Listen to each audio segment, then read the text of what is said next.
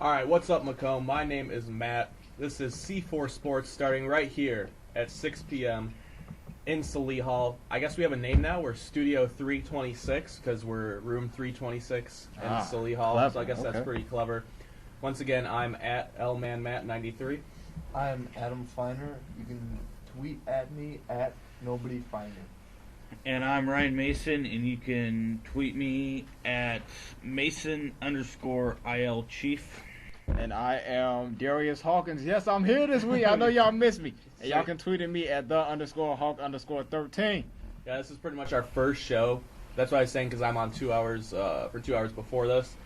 And I was promoting this one pretty heavily as our first show. We're glad you're back, Darius. We know you have a lot to say about the Super Bowl. Yes, I do. As the rest of us. We'll get to that in a second because we're going to start out right here with some Western athletics. As usual, our schedule for this week. Tomorrow, which is Thursday, February 6th, women's basketball is home versus Omaha at 7 p.m. right in Western Hall. Friday, February 7th, we have track and field is at Southern Illinois in Carbonsdale. That's an all-day event. Swimming and diving is at Iowa/Augustana in Iowa City, 6 p.m. I don't know how it's both of them because that's at Iowa's campus if it's Iowa City. But that's at 6 p.m. Saturday, we got men's basketball is at Omaha in Omaha, Nebraska at 1 p.m. I sound like Peyton Manning right now. Women's tennis is at North Dakota in Cedar Falls, Iowa, I guess, at 4 p.m. Softball is at Loyola Chicago in Rosemont, Illinois, a area I know well. We got softball starting up, so Adam, that means you guys are right around the corner. Softball starting up. Tennis, men's tennis is at UIC in Chicago at 6 p.m. And then softball. Doubleheader that day, I guess. They're playing Drake, still in Rosemont, right by my hometown in Naperville, at 7 p.m. Then Sunday, February 9th, we have women's tennis is at Creighton in Cedar Falls, Iowa at 9 a.m. in the morning. So that's a real early game. Same with softball. They're at Eastern Illinois, still in Rosemont, also at 9 a.m. in the morning. So there's your Western sports for the weekend if you want it. We're mainly away. We got, one home women's basketball game Thursday, which might get, the broadcast might get canceled with the snow. So you guys can follow that live on the Western Athletic website. Any of those games, we keep the stats updated and all that jazz. So on to Western basketball. We'll talk that for a little bit because that's what everybody wants to hear. For the men, our last game was a 77-64 loss at Fort Wayne. That was this past Saturday. Fort Wayne was able to grab 12 offensive boards for 17 second chance points. We didn't play to our character, said head coach Jim Molinari. If a team scores 77 on us, we are going to lose every single time. IPFW, that's Fort Wayne, moves to first in the Summit League after the win. They're 6-1 in conference, 18-6 overall. It was just a bad game for Western. They normally don't give up that many offensive boards, let alone give up that many points. Like Coach Molinari said, if they do give up that many points, I don't think that they have no chance with their offense. Yeah, you're absolutely right. I mean, 336th in the nation across all divisions in offense, points per game at 62.5 points. If they don't hold teams under to say, 60, I mean, they're going to have a really tough time of winning. Yeah, I think so also. By what we talked about last week is that they're still trying to, this year, try to replicate what they did last year and slowing the game down. But that's not going to work this year, starting with the whole freedom of movement rules now incorporated into the NCAA that they're trying to get points on the scoreboard. So you're going to have to start changing your game, to me. And it's going to take a little bit. Bigger schools can adjust to it because they've been wanting it that a long way. I think, like I said last week, just weather the storm this year, and then it will get better. But you're gonna have to change your game, I think. And I'm saying this from here, and I'm not a coach, but I think that'd be one of the first things that I would look at. Yeah, personally, I feel like they do need to change their offensive system. I don't like the motion offense they run where everybody, it's like they're passing around. It's not a shot clock in the game, but it's like they're passing around, wasting the shot clock. Well, actually, it is a shot clock. I don't know where I got that from. But there is a shot clock. They're passing the ball around. They're running the clock down. And it's like they look for one shot in the post, which doesn't really work for them because they're a small team already.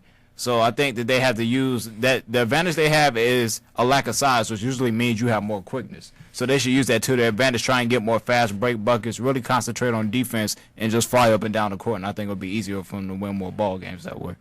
Yeah, we did see a decent scoring output from our Leathernecks. They scored 64, which is a lot more than what they normally score. They were led the way by apparently their best player this year. He's a true freshman, Covington. He had 18 points, so that's a lot, especially for a Leatherneck in a single game. Yeah. Adam Link added 13. Mike McClusiak, excuse me. I think I'm pronouncing that right. He scored 10 for the second straight game. And my boy, who you're going to hear a lot of, my fellow Napervillian, Jabari Sandifer, had 4 assists to go with his 12 points. So, I mean, we saw a decent offensive effort. If only they could have put together their usual solid defensive effort with that, I think they might have been able to beat the best team in our conference this year. It's going to be tough. I mean, especially going on the road and playing the number 1 team in the conference right now. I mean, you look for a decent performance, and they delivered that offensively, but Coach Schmo has to be disappointed in the defensive performance. Yeah, I feel the same way. Road conference games are always difficult looked at, and it's just not the smaller divisions or small conferences. It's everywhere because they just beat up on everybody, and you hope you can just weather the storm, and maybe they can pull off an upset, and then that would hurt chances of team not making it to the postseason. So that's what you're looking for right now, is just being one of those little Cinderella bracket busters right now. I think it's important for them to build off what they did on January 11th, because they beat Omaha here at home 79-72 in overtime. And I know they had a good defensive stand in I believe it was the fourth quarter of that game, which is the second half college basketball, the end of the second half, in order to force overtime. So I think all they have to do, it is a road game, so you don't have that home court advantage that some people feel is very important. I personally do not. But that's not what we're talking about. Well, maybe right not now. Western. Maybe Definitely not Western. There is no home court advantage here. Everybody's trying to get free pizza. I know that's why we go to the games. Very true. I think that they just have to build up on what they did the first time. I think it's not an impossible task, seeing that you already beat them once. You had that confidence going into this game, and I think they can get the job done. So, yeah, I think actually, Darius, I'm glad you brought that up. That could be a topic for a later show, is does home court matter? Because my personal opinion, we'll just say it real quick, I don't think it does in the NBA, but I think it does to an extent in college basketball. But I actually kind of like that. So that's definitely something worth discussing in the future. So, yeah, just for the women, I actually have got to see a few of their games thanks to being a broadcasting major, having to pick up practicum hours. I've worked the camera for a few of their games. I think they're the better of the two teams this year. The last game they were able to win against Fort Wayne at home, it was a real exciting one. It was about as exciting as women's basketball gets. It went right down to the wire. They won 68-65. We improved to 11-11 and 3-4 in conference. That's for the entire season. Ashley Luke had her 14th double-double of the season. She had 19 points and 10 boards. Tori Neiman added 13 points, 6 boards, 4 assists. She was balling. She kind of helped lead us to the win in the end. So it was good to see the women pull out a win, because we haven't seen the men win too much at home. I don't know if you guys saw that one, but for me personally, our women's team is a bit underachieving. I think they're better than what their record says. So you guys have any thoughts on our women's team? I don't know how much you guys have seen them. I went to one women's game. That's when they played William Woods, which really isn't a good way to test out how good you are. And they shot a lot of threes that game, and I was getting a little upset being a basketball player, that I am. And I always tell people I still have hoop dreams in my head. I'm not going to let them die. But see, I didn't really like how they played. I mean, you live by the three, you die by the three. That's a statement that's always given. And then you see them playing, a little bit of a better teams. They struggle a little bit. One thing, though, Ashley Luke seems to be putting up good numbers. And I just realized that I have a class with her. Really? Yeah. Like, she sits in front of me in, I forgot it's Journalism 412. So if you're listening, the dude that sits behind you with the long hair, with the Cowboys hat, that seems like he's never paying attention, that is me. I've seen one game, and it was earlier on in the season. They played Loyola Chicago, and I was working camera like Matt has been, and I thought the same way. I thought they shot a lot of threes, and they didn't really care what happened inside the paint, and it upset me because they have some taller girls, bigger girls, that could put some muscle around, and they just ignored it. Then when they went down there, they weren't expecting it, and they would turn the ball over. So I think that's probably one thing to work on. But yeah. I thought they were pretty good. And by the way, stats and scores have looked is that our women are doing a little bit better than our men this year. I've seen a couple games. It's convenient when we get done lifting as a baseball team at 6 and the girls' game is at 7. So I'm right there to see it. I think they're doing okay. And you said it before, you live by the 3, you die by the 3. That's kind of how women's basketball works a little bit. I mean, there's a lot of outside shooting. You do normally see some more offensive rebounding. And I think this team could defensive rebound a little better.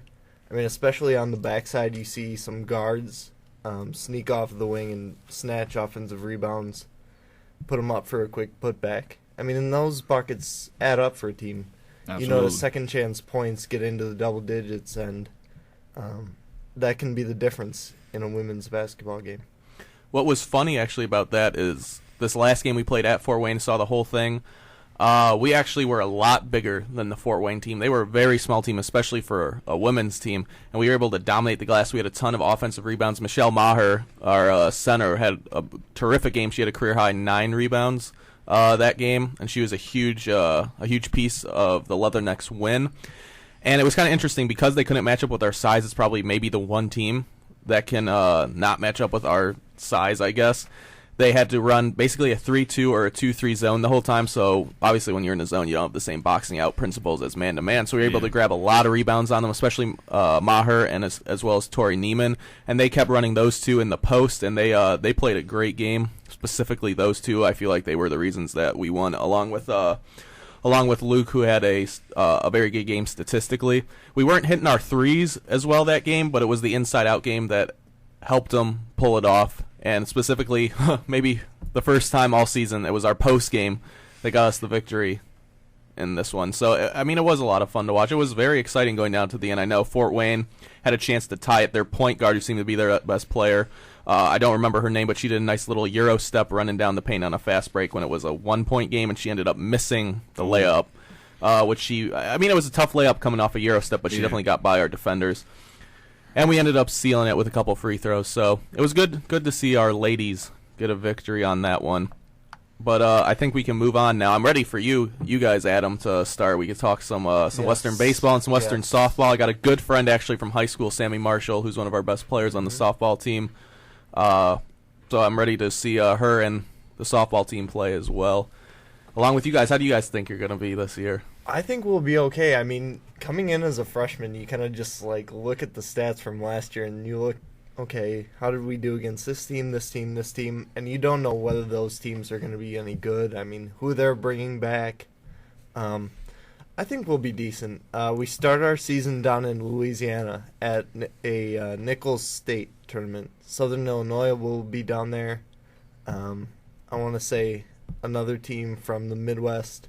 And then Nichols State is located in Thibodaux, Louisiana. So I think it'll be a good year. I think we got a chance to make a run at the Summit League tournament and maybe make an NCAA regional. I know that would be so much fun. Yeah, definitely. I think you heard that first here. So if that does happen, it was first said here. It wasn't said by a senior. It was Yes. said by a freshman that regionals. They're hoping for regionals. That was a C4 exclusive. Exactly. Yes. We get a lot of those. That's if what you we didn't do. know. That's what we do. I mean, Darius has got the hookups. He's got that Allen Iverson number. Who else? So Deshaun many. Jackson. Yeah, LeBron, Yeah. Richard Sherman. As a Reese, me and him communicate a little bit. I don't like to brag about all of you don't like to brag nor boast, but I just know that I got my connects around. Well, me. I mean, if you have LeBron's number, please hook me up with an autograph. Well, okay. I thought you were going to say hook you up with the number. I'm about to say contractually I can't do that. They have me sign a waiver, when I get it, but I'll see what I All can right, do. you're our Stephen A. Smith because he's friends with everybody. Yeah, he definitely Before he seems to be. trashes somebody, I'm a good friend. Yeah. But Good friend of Carmelo Anthony, but by the way, the Knicks suck. I'm like, oh, okay, well, sure your friend likes hearing that. well, I'm glad you brought up Richard Sherman because our next topic is the Super Bowl wrap up. and really it wasn't much of a game. I think because Darius wasn't here, but I know you went with the Seahawks. All three of us went with the Broncos. You two had blowouts for Denver. I remember that. He had more of a blowout than I did. I was expecting double-digit win, but But I think before we do anything, because I also had Denver. I had 28-20 Denver. We will let our man, the only one who's happy in the room, talk about his Seattle Seahawks team. And they had their parade just like an hour or two ago. Yeah. Well, like you said, it wasn't much of a game, but it was great at the same time. I was rooting for Seattle. I actually picked them at the beginning of the season to win the Super Bowl, so I was sticking with that pick. I like their defense. And then once the whole Richard Sherman thing went down, that just made me support them a whole lot more. And I know probably nobody in this room agrees with me. Matt, I know you don't agree with me. Yeah, I know you saw that. Yeah. I don't know if y'all agree with me about the whole Richard Sherman thing, but once that happened, I was definitely rooting for him. I don't have any necessarily ill will towards Denver. I don't dislike Peyton Manning. He actually has pretty funny commercials for the most part, that surprises me because his personality on the field, you don't seem to think he has that personality. As far as the game goes, it seems like Denver they just weren't like in it. You know what I'm saying? Like they didn't understand like this is the big game. I could understand the first play. Okay, you have a little miscommunication, with the whole safety, but then after that, the receivers were scared to run it down the in the middle of the field, which I understand because Cam Chancellor was popping all of them, but the running game really couldn't be established. And then you heard what Richard Sherman said, saying that Peyton, his throws are predictable. They don't like the route running is very predictable for them. And if they would have did some double moves or something, Seattle would have got exposed, which they didn't. So besides that, it was a great moment. I was upset that Richard Sherman got hurt at the end of the game. He got carted off. I thought it was something more serious than what it was. Because the way they play is serious. They knocked their own teammates out before they hit, Denver. They were hurting their own guys. But besides that, and the commercials, I just want to say this real quick. The commercials were weak. Yep. I didn't catch all of them because, I was with a lot of people and we were talking. You know how that goes. You missed a lot of them. But the commercials I saw, I really wasn't entertained this year. I was kind of upset.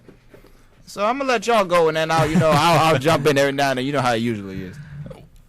The whole Richard Sherman thing, and I saw you post, and I posted something, and I think Richard Sherman took away from the NFC Championship game, because you didn't see him do much until that last play, and then it was all Richard Sherman talk for the whole 2 weeks leading up to the Super Bowl, and the lack of talking from Marshawn Lynch.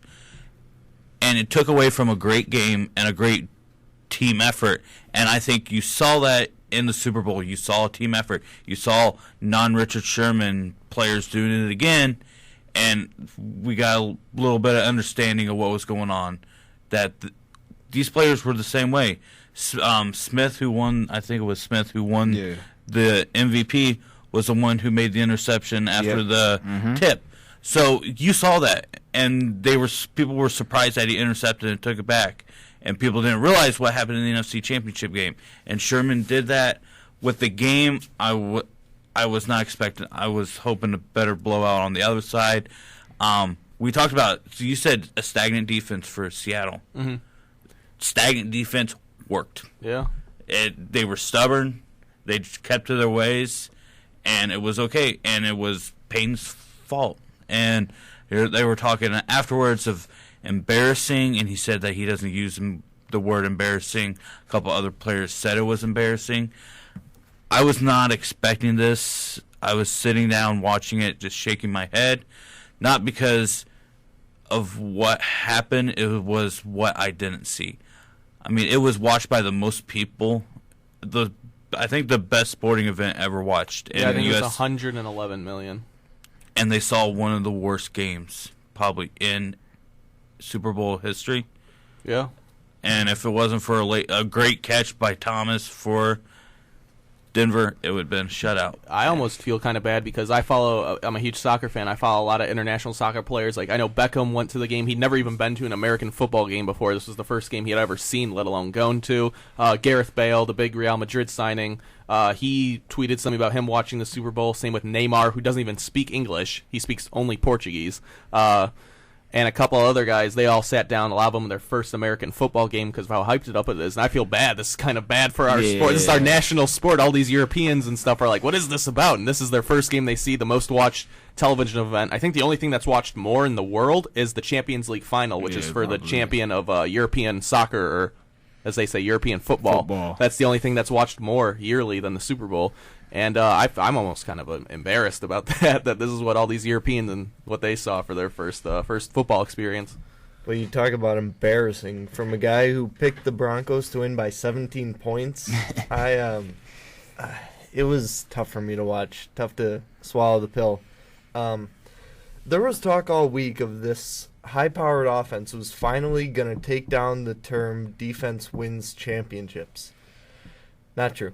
Not true at all, because this defense is different than any kind of other defense seen before. This one's kind of like got not the whole package, because with the 85 Bears, you had the linebacking group. That was great with Singletary. The 2000 Ravens were solid, but I think this Seahawks defense might be the second best of all time. I mean, you look at the front seven, and no name really pops out. I mean, Cliff Avrill's a decent name. Other than that, the linebacking crew is solid, but that secondary has got names all over the board, and they're big, and they're physical, and they definitely impacted Denver's receivers. I mean, their route running was totally different from that of the AFC Championship game against New England. They were bothered. Peyton was bothered the whole game. You were just waiting for the Broncos to kind of like, okay, wake up now. I mean, there's a game being played here. It never happened. And I got worried that, okay, this is going to be a shutout. This is going to be the worst Super Bowl in history. And I was happy when Thomas caught that. It's like, oh my gosh, finally, breath of fresh air. Whew, exhale. But I was totally disappointed in Denver. I mean, after such a crushing loss, you kind of wonder, because Peyton's getting up there, and your receivers are all good. Welker's getting up there in age. You got Champ Bailey. You worry if he's ever going to win a Super Bowl. So, just disappointing. Yeah, I was really shocked when I watched that game, because I was watching it with my roommate for a bit, and Seattle just stormed out of the gates, and I was like, calm down, calm down. I'm like, Denver's normally like that second half team. That's what I thought. Seattle was all hype, all talk and all that, and it kind of went the way I expected. I thought Seattle was going to take it early, but then I don't know. I think it would have been a completely different game if that pick six didn't happen, because Denver had drove down the field methodically, had a couple third down conversions, and then it was I can't say a bad pass by Peyton. It was just a better play. I believe it was tipped at the defensive line, and then it was just up for grabs, and Smith got it and then took it back all the way. But I think if that tip doesn't happen at the defensive line, we have a different ball game. Because after that, it was what, like 22-0, I think. That made it, because it was 15-0, and that ended up making it 22. I was going to go like a play later in the first play of the second half. Yeah. If that didn't happen, I think that just ended it. I think if that didn't happen, if they stopped him like at the 20-yard line, it would have been a completely different story. Yeah. Because you look at that, it's either what, like 22-7, or even the way I looked at it was Denver scores, it's 15-7. Really a one-score game. That's a different ball game there. And I think Denver's offense just gets more confidence. Their defense was playing well. I think when you started to see them open up in the second half, it was because they had no hope eventually. Like that one Baldwin, I think it was, that the play where he did the two spin moves, broke like six tackles. Curse, yeah. Yeah, that is just a team that knows they're going to lose, and I think it's just deflated, because they played well in the first half. All I could say about Denver's defense was that they had a couple third down conversions early that they should have stopped and gotten their offense the ball back. But overall, they held them to field goals after giving up a short field. That's what I said. That's what I thought the key to the game was going to be, was Denver's defense dominating Seattle's offense, which I think Denver's defense pretty much won the battle until the end there, when it was all said and done. But for me, I think it was Peyton Manning. He just, I don't want to say he didn't make the plays, because they were beaten as a team. And I'm not trying to take anything away from Seattle, despite the fact I don't like them. They definitely deserved to win and played great. And I just think Denver didn't look prepared. Like, Seattle knew what they were going to do. And, I mean, this is Peyton Manning. Normally, he's the one who keeps the defense on his heels. That's what I think most people thought was going to happen. But football is a game of adjustments, where you react to what the other team is doing. And that's why I thought Seattle was going to lose, was because they don't do that. But in this game, it was Denver who needed to adjust. Like you said, they needed to start running some double move routes, change up their passing tree. I'd like to see them kind of run a couple draws a little bit more because Seattle was pinning their ears back and getting a lot of pass blitz packages on there. Normally how you counter that is with a draw play. And I just didn't see any of that when normally Peyton Manning is the guy who you think about adjusting at the line of scrimmage and always reacting to the defense. I don't really know what to say. It just didn't look like Denver came to play, honestly. Yeah, like you said, I thought Denver was actually going to. I thought the offense had an advantage when not against the defense, but at the end of the first quarter, it was only 8-0, and I'm like, okay, Payton's going to go down and get a touchdown eventually. Like like the Seattle defense is good. I mean, the secondary is great, but you're not going to stop them from scoring. And then they kept driving down the field, and they're not scoring the ball, and I'm like, okay, something a little different is going on here. And then by the time Denver finally scored, I was a little upset actually then because I was like, okay, now it's a waste of time. This is clearly a blowout. I was rooting for a shutout. I was like, now you scored. Now now reality strikes that the game is over. But like you said, Denver's defense actually played well because Marshawn Lynch didn't really do too much. They bottled anything. him up. Yeah, and I was like, okay. And I thought he was going to have to do a lot of work because Russell Wilson hadn't played well like the last 4 games. And Wilson made some plays as he usually does, and I was like, I don't even know what to say. I mean, but what do we think of Peyton Manning now? Is Peyton do we think of him differently? I'm glad you said that because I don't want to say not clutch. I mean, he has a Super Bowl, but it's always playoff time. In the regular season, he's great. Might be the best quarterback regular season ever. But when playoff time comes, it's like something happens to him. So I mean, is it a time that we start looking at him like, okay, we can't we gotta say something about it. We can't trust that he's not the greatest, which I don't think he would have been even if he won this game. Unless they blew them out like reversed and maybe he'd be the greatest. But, how do y'all feel about Peyton? See, for me, I got a strong opinion on that. I think he would have been. If they won the game, I would have said he's the best quarterback ever because of all the records he holds. And he does have the 2 Super Bowl rings, which I think especially – I always say championships are overrated when judging a player because it is a team accolade, but they're the most important. And football, I think you look at a lot of greats like Favre's only got 1, Marino at 0. Yeah. And that's why they say Joe Montana is so good because he had so many rings. But I think if he would have won, he would have been the greatest, especially because the fact it was against one of the best defenses we've ever seen. Mm-hmm.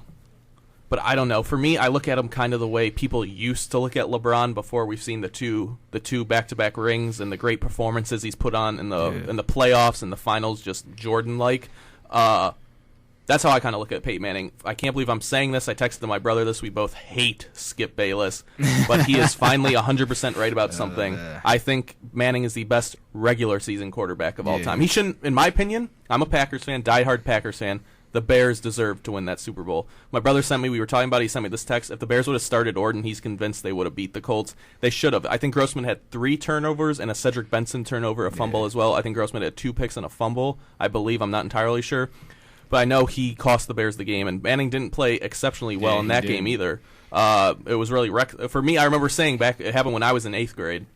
I was like, Peyton Manning deserves to be Rex Grossman deserves to be the Super Bowl MVP for the Colts. So I think he's lucky to even have 1 ring, and I just think that's the way I look at it. He's the best regular season quarterback of all time. He's top 5 still overall, but I can't go higher than 4. I think. Yeah, I feel the exact same way.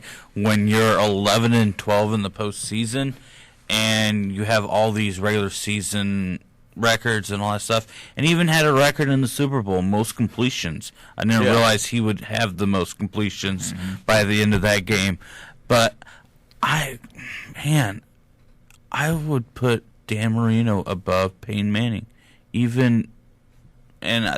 I don't think I would ever say that because I also believe that championships matter. At least a championship matters. And you have 1, and you should have had more. I mean, they should have won. To me, he played better in the Saints game than he played against the Bears. Mm-hmm. And they lost that one. Yeah. And it was because of a pick 6. Mm-hmm. Just kind of like what happened this game. So I would put him probably on the bottom, out of the top 5. Really? I just don't see him as a regular season. Yes, postseason. Yeah. You have to do something in the postseason. It's just not the regular season that matters in the NFL. It's 16 weeks long. Right. And that's a great point because it's the postseason that matters. And I'm a firm believer in the NFL that if you got the rings, you got the power. I think, especially in the NFL, it kind of takes over from the regular season. The regular season gets you there, but you're ultimately defined by what you do in the postseason. I mean, that's why Tom Brady's been so good. I mean, 3 rings doesn't lie. And a lot of that has been with a mediocre defense and such. I hate to throw Manning into kind of like the Marino thing because that one Super Bowl, you look back at it, and yeah, it's against kind of, I don't like to call any team that's mediocre to get to a Super Bowl, but that Bears team wasn't. They were dragged there by their defense. Their defense literally had their offense's collar. It's like the offense was their little kid, and they just dragged them along to the Super Bowl. Right. I mean, he beat Rex Grossman. Is there much needed beyond that? I mean, and he's lost to 2 decent quarterbacks. Beyond that, Drew Brees might end up being a top 10 quarterback of all time. I mean, he might get another ring before it's all said and done, and Wilson might do the same thing too. But you hate to kind of see it end that way, especially a great career. And I'm not saying it's the end for him. I'm just saying the window's closing fast, and age can't be reversed. Yeah. It was interesting to me that you brought up Tom Brady, actually, because I was talking to somebody, a friend of mine, earlier this week. Actually, it was partially last week, too. And I was saying, actually, I feel like those Patriots Super Bowls were more so because of the defense. Because in one of those games, Tom Brady won Super Bowl MVP and only had like 193 passing yards. Back when they had a defense with Richard Seymour, Willie McGinnis, Lawyer Malloy, Ty Law, they were winning games. And the management got rid of the defensive players, and Tom Brady gets his team to the Super Bowl, but they don't win. But the fact that they get there, first of all, I can't stand Tom Brady. Like I said, I have no ill will against Peyton Manning. I can't stand Tom Brady at all. I do not like that man. But to me, he's better than Peyton Manning. It kind of hurts me to say that because I don't like, supporting dudes that I personally don't like. But at least he gets his team to the Super Bowl. And then you look at his receiving core this year. They got to the AFC Championship game with basically nobody's trying to get the receivers that they had. So I think Peyton, as you said, Adam, time is running out on him. The next surgeries, he said if the doctor clears him that, he'll come back. I think he's going to get cleared because he really hasn't got hit too much. But I don't know how he was talking like they can improve off this for next year. I'm like, how much better can you get? Yeah. You set all the offensive records. I don't know what more you can really do next season. Now the AFC will probably be wide open again because it's not like the NFC.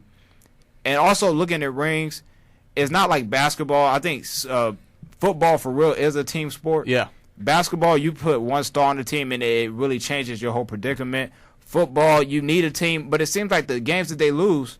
Besides last year to Baltimore, that was the defense fault when they lost that playoff game. But the big games that Peyton Manning has lost over his career, it seems to be his fault. Well, even that Baltimore game last year, the defense is why it got to overtime, but it was the pick he threw in overtime set up the field goal. I forgot about that. Right in, I believe it was in his own territory. I think they really didn't have to move the ball at all. Plays. Yeah, they just kind of set up the field goal after that. I forgot about that. I was thinking about the the Jacoby Jones when he was the guy. Yeah. So I don't know what Denver they'll probably be as good next year, but I don't see them how they can get any better. I mean, the defense has to get tuned up some. You need a healthy Von Miller.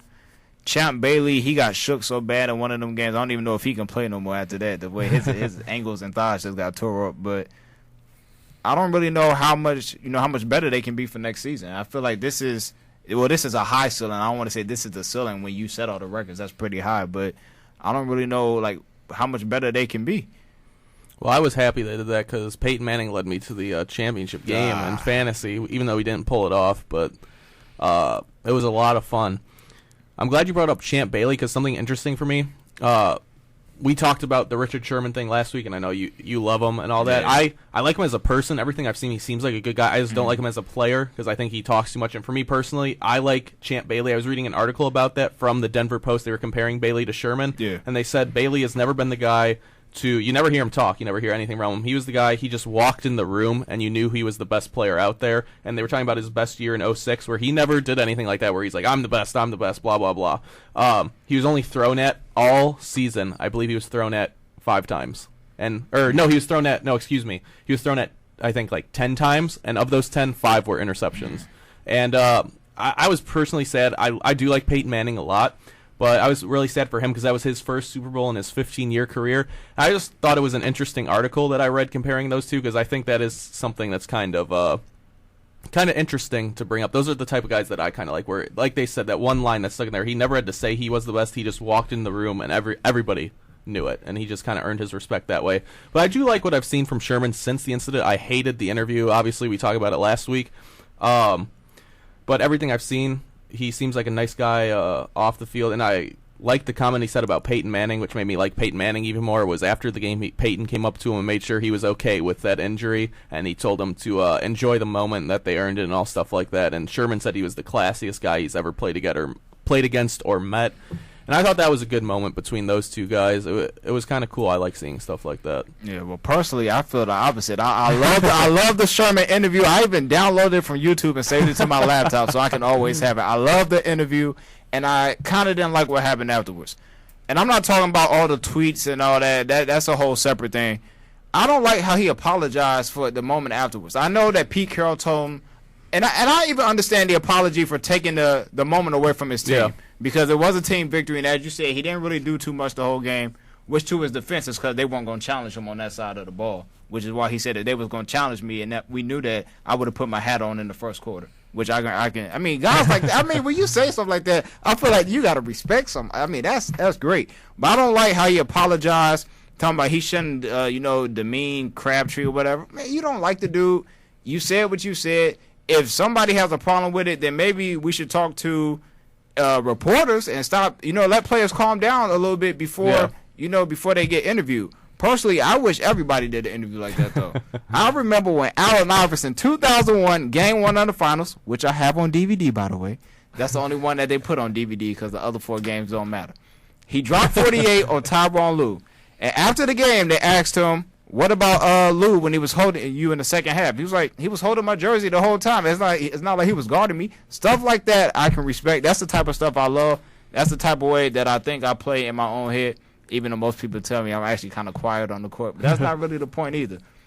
Richard Sherman, as a person, I'm happy that some of the stuff came out, that people start seeing, more of him as a person, because I think a lot of people that knew of him, they thought he was just a trash talker. I liked him before the event because I remember what he said to Tom Brady, and he posted a little pic. I don't know if y'all remember that when they beat him last year. That Mad Bro picture on Twitter. That's what actually kind of made me like him. Yeah. And then I remember last summer when he was on First Take and he told Skip Bayless, "I'm better at life than you." Oh man, those are just some great moments. But going back to Champ Bailey, great player. I personally don't like him because that's just a Cowboys Redskins thing, because he used to play for the Skins, so I can't really mess with him. But great player. I don't even know if he's coming back next year because he was banged up a lot this season. It sounded like it was going to be his final ride. I think from everything I read about it is he's kind of pissed off. That's obviously not the way he wants to go out, so he might come back for one more, but he'd kind of just be there as like the team leader and maybe play as like a nickel back or something like that. Because I think he had one good game in the playoffs. He had a poor regular season, and I think he had one good game. I forgot. I think it was against the Chargers where he had a couple nice plays and had like a pass deflection that led to an interception, but then the Patriots game he played okay, and then he had a terrible Super Bowl, and I think he was planning on this being his last game, but from what I heard, it might change with how bad that loss was. And I just have one more question about this because I feel like I'm talking too much, and this is a group here. This ain't the Darius Hawkins show. We all as one unit. Let's say hypothetically the Broncos won the Super Bowl. Do y'all feel like Peyton Manning would have retired, or do you feel like he would have came back? No, he wouldn't have retired. No. He's not John Elway. They always want to compare him to John Elway. I don't see that. I see Elway better than Peyton. It took him a long time to get to those 2 Super Bowls and win them. Yeah. And he won back-to-backs. Yeah. And that says something because it doesn't happen a lot. So I don't see it like that. I don't see him retiring. He would have kept on playing if he was cleared. I still say he's probably got 2 years left in him. Okay. Even if he won the Super Bowl. I agree with you. He said in a post-game interview that basically he was asked about if he was going to retire or when that would be. And he said, I'm going to stop playing when it's not fun for me, when I don't like the preparation, and that kind of tripped my trigger. I'm just thinking Peyton Manning being the ultimate cerebral quarterback, being the ultimate preparation guy. You gonna play till you're 60? Right. It seems like the guy Yeah. is in love with the preparation and such. I see 2 more solid years, and I kind of hope he ends on a good note because I think he is the greatest regular season quarterback, and I think he's top 5. I mean, the back end of it, but I kind of want to see him go out. You kind of want to see the greats go out on a high note. Yeah, I actually saw an interview with one of the Bills' defensive linemen from their 4 straight Super Bowl losses. I don't remember his name. Was it Bruce Smith? I think so. He Okay. was on SportsCenter It might be. earlier in the week. I've seen him on some other And ESPN shows. they were talking to him about it, and I've heard Brett Favre say the same thing. And but what Smith said was he sacked Joe Montana in the game when Montana was on the Chiefs. It was actually a playoff game towards the end of his career, and Joe Montana looked up at him. He said, "I'm too old for this," and you know what the last word would be. So I think, and that's what he said. He's like, there comes a time in every player's career, specifically for football, when you just know it's done. I've heard Brett Favre say the same thing where he was in Minnesota, and I think it was the game against the Bears before he even got hurt. He got sacked, and he was like, man, he's like, this is rough. He said it's like Julius. I think Pepper sacked him. He's like, man, I am getting old for this. So there comes a point, especially in a quarterback's career, where eventually it's just you can't do it anymore. And I think Peyton Manning's coming close to that. I think the neck injury has speeded that up in a way, but I think he comes back. Even if to answer your question, even if they did win, I still thought he would come back. So I think we'll see. I think Peyton's still got 2 good years where he can be an elite quarterback, and maybe even 4 more as a good to decent quarterback. So I think that's all we got for the Super Bowl. We can keep it football, though. Well, we're not going to get to we'll rank the incoming freshmen, the recruiting classes next. But first, I think what's good to talk about is if you guys have read the Incognito texts, that came out yesterday between him and Jonathan Martin. And what's your take on that? Because we had a debate last semester when this was all happening about that and kind of bullying in general in sports. But now I have a completely different opinion about Incognito after this. First, I think he needs some help, and he needs to respect women a little bit more. You normally don't hear me say that, but I mean, come on. He definitely needs to get some help when it comes to women. But what are you guys' opinion on the whole situation? Because I got a different one now after seeing that. I have a completely different. I thought you were looking at 2 best friends. Yeah. Trying to figure out what they're going to do each night. It felt like I was looking at text messages from 2 college best friends, roommates, saying, hey, when are we going to go out? Which club? Oh, this isn't a good night for that club. Did you have any fun late last night after the club?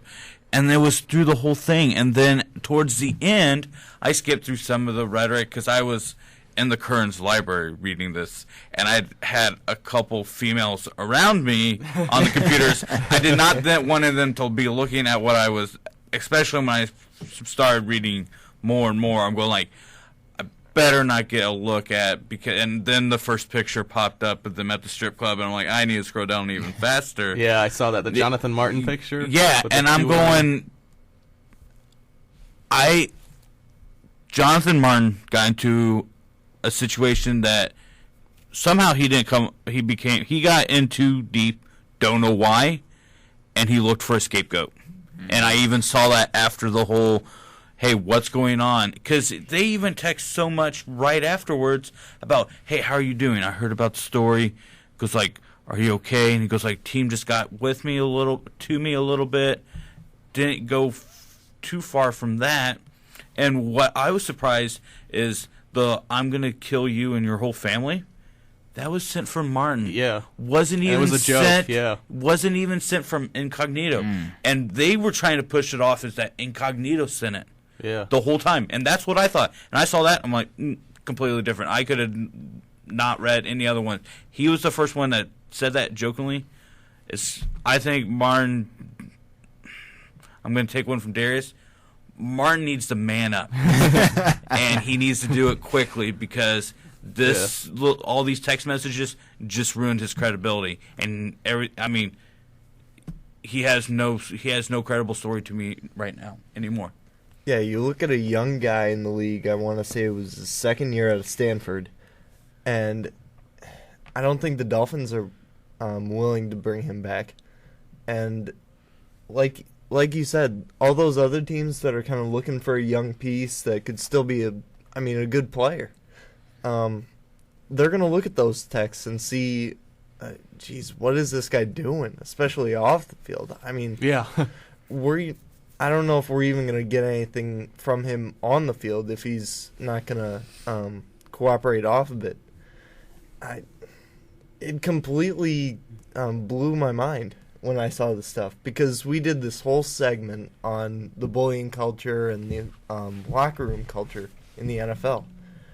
We got hoodwinked because now we kind of look like the bad guys, framing these two guys against each other. But I guess they were best buddies, and it's just a weird thing. I don't think we've ever seen this in sports. Yeah. I was going to say, for me, when I was reading the text, I'm like, well, this sounds kind of similar to an extent of what me and, like, my best friend Mark, like, what we send to each other. There's your shout-out, by the way. I know you're listening. It's like what we send to each other, only minus hookers and cocaine and all that. But it's kind of like how we talk to each other in the same way. And like that, I'm going to kill your family, that was a joke. It was like a meme that he sent him. And just reading this, I'm like, this is how guys kind of talk to each other, especially in the locker room. When you're in the locker room, it's like a whole different world. You got your own like vocabulary and stuff. But reading this, I'm like, this is like what kind of similar to like what me and Mark almost say to each other. Like, it's just guys messing around with each other. And even Incognito was like calling him bro, like, where you at? Like, most of the time, Incognito was asking Martin, like, you want to come hang with me and like the boys or stuff like that. And I think both of these guys, after this comes out, even if they are trying to get a team, like Adam said, it's going to be hard because you got to question what they do when they're off the field, especially Incognito. Maybe sometimes they were joking and being sarcastic, but still. I think, though, that both of these guys could find a home in the NFL, especially Incognito. He does seem kind of like a leader in a way, even if his off-the-field problems could come back and haunt him. I'm not saying I'd pick him up, but I think he does have a place because he is still, I'd say, close to being an elite offensive lineman. But really looking at this, I don't know what the situation was that Martin had, because I kind of just read TD Daily, which is the football version of Slam magazine. They released the best 30 of them, and that's kind of what I read. But I don't know what the situation was with Martin, but I'm going off what you said, Ryan, that if anything, at first I was more critical of Incognito than Martin, but now it's definitely flipped. To where I think Martin kind of screwed Incognito over. And I don't know. It seems like kind of something that would happen in professional sports, of course. Professional sports is a whole nother world none of us know anything about. The average person who is so critical of these professional athletes, they know nothing about. They don't know what it's like at all. Neither do we, as much as we watch. So, honestly, from what I saw and read, it was just kind of typical NFL stuff, especially these are guys who are in the trenches. They're not huge names. They're not a Peyton Manning or a Tom Brady or anything like that. They're your average player who's grinding it out. And I just didn't see anything that would have been bullying, honestly. It was just two good friends. It seemed, like you said, I thought they were best friends. Like, I even went through Incognito's Twitter before the show, and me and Darius were sitting here, and from like back in like August or something, he did a funny picture of Martin in his car. I'm like, and he kept tweeting at Martin too, and it's like, I thought these guys were real good buddies. Yeah. And now we know why the Dolphins front office and coaches looked kind of brainless, because to a coach, they're friends. Yeah. And now we know why they didn't say much, because like, we have no idea where is this coming from, because they always hang out. So I'm more with the organization now that they have. I don't think they had any idea what was going on. They knew what was going on probably after work hours, but they just thought best friends, and this whole situation just came out of nowhere. Yeah, now I understand why, like you said, the organization. Why I remember the locker room, they were all behind Incognito, and we were like, why would you support a man that's bullying one of your teammates? Well, because he's not bullying one of your teammates. Okay, then. I read the first 2 pages of the text. It was, I think it was over 1,000. I read like 48 pages. Yeah, 48 pages. Yeah, if you're gonna tweet somebody 1,000 times, they were pretty close. So I read the first 2 pages, and then I exited out of it because I see what, as my lingo would say, I saw what they were on. And it was not football related. It was all about some ladies and getting the draws. That's quite funny. That's what it was about. And like you said, like all y'all said, it seemed like they were just two good friends. So I'm trying to figure out where did this whole Jonathan Martin now being bullied. Like I don't understand how that all just came together. And as far as their future, I'm with you, Matt. I think Incognito has a better chance of getting picked up because I feel like these texts they showed that first of all he's not bullying. Second of all, he was the one who was actually playing on the Dolphins. He was the starter. And like you said, he's closer to being closer to being an elite offensive lineman. Incognito, when the story came out originally, he was the one who was doing interviews trying to clear his name. Martin didn't come out till 2 weeks ago and did an interview, but still didn't say too much of anything. And then Incognito showed support for Martin just recently. Like you said, we was on his Twitter, and he tweeted that he supports Jonathan Martin getting back into the league. So really, Jonathan Martin just looks crazy in this whole thing. I don't understand. And I'm sure we're never going to get an answer, but I really am just going to wonder what made him want to, just do this. It's like he woke up one day and was like, you know what, I want to ruin this man's life. And then it kind of backfired and ruined his too. Well, I think kind of what Ryan said might be the truth is he did get into a situation, maybe too many hookers or too many drugs. I don't know. But he got into a situation that he wanted out of, and he probably kind of said something, and then the organization took it as the bullying, and he probably rolled with it. Yeah. I don't think we will ever know. I would be shocked if we ever do know. But this just seems like something other than obviously his off-the-field activities coming in question. This looks great for Incognito because what I got away from it is they were good friends and he cared about Martin. And because everything, he'd joke around with him and stuff, but it was just joking. Then he'd make sure he's like, yeah, you good or something like that. Like, you get home okay and stuff like that, or you want to come out, stuff like that. And that was all Incognito. And it really seemed like he was kind of just putting the kid under his wing and everything. Absolutely. That's what I saw. Yeah, and it was even after when he went to the Jonathan Martin checked himself into the hospital. Incognito was right there, texting him, and this is I don't even know if phone calls. We don't know anything about phone calls. He was texting me because hey, are you okay? Yeah. Are you okay? I know you're out of the hospital now. And all that stuff. He was generally concerned, and I don't think I would see that from somebody that was bullying. Absolutely. Because that would admit fault, and bullies usually don't admit fault. Exactly.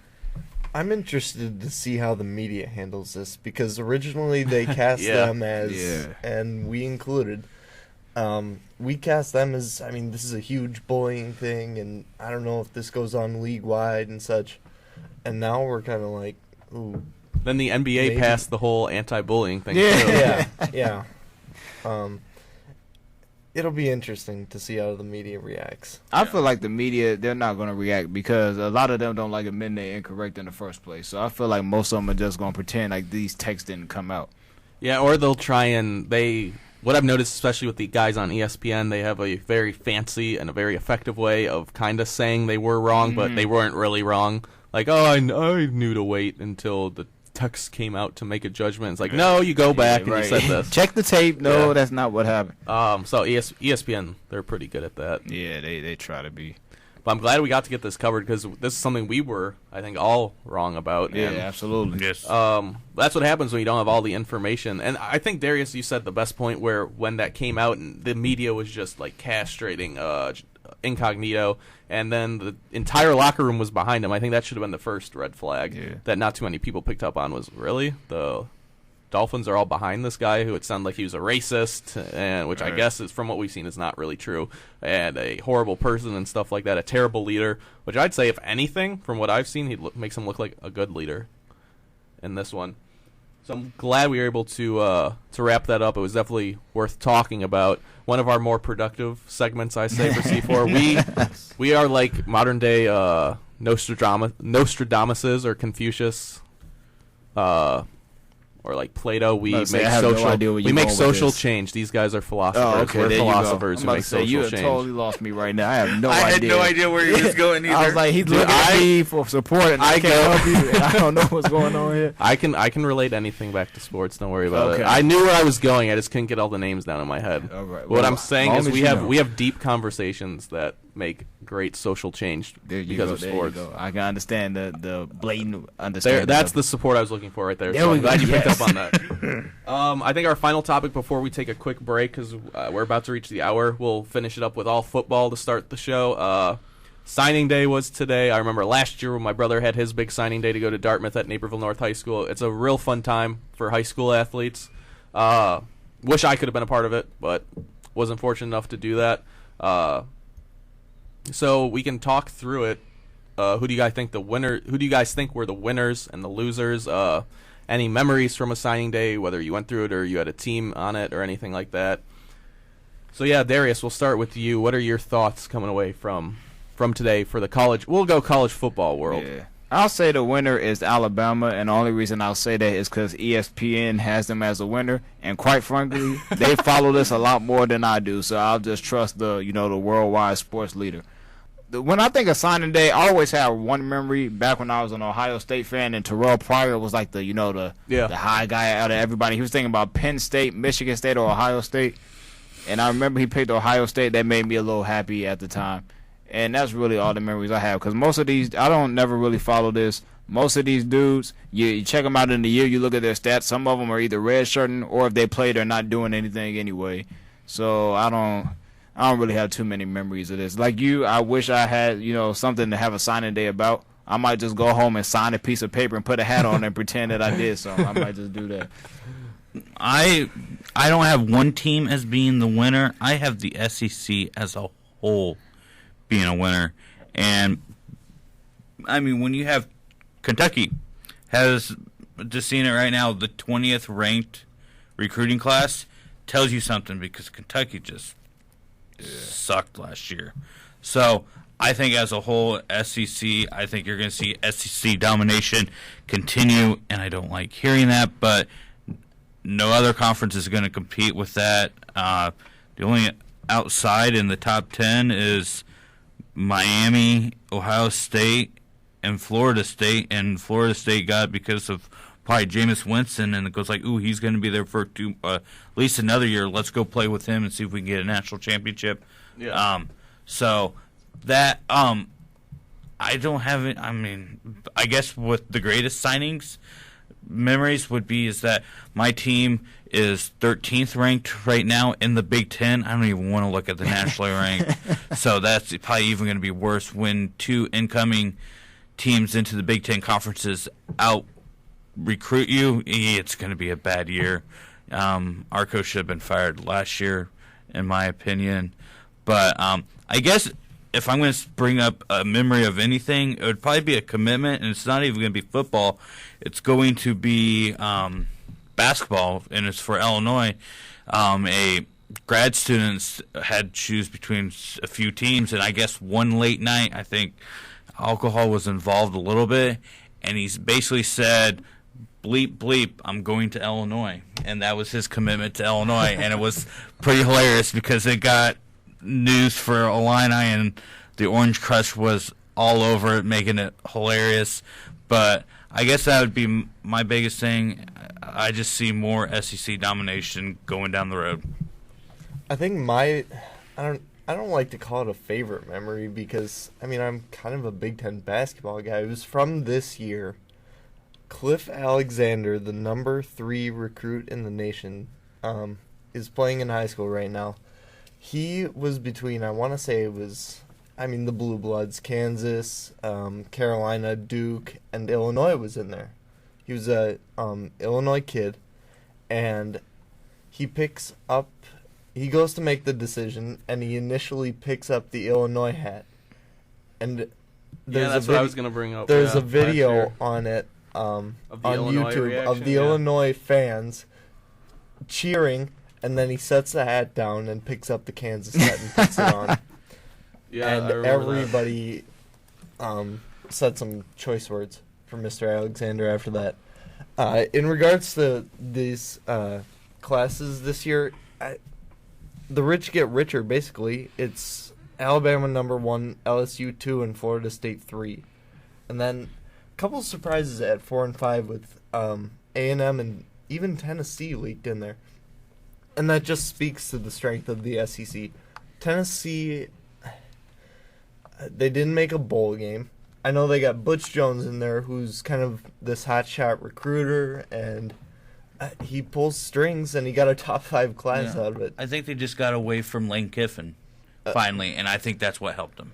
That's a big help also. He's at Alabama now as their offensive coordinator. Oh, God.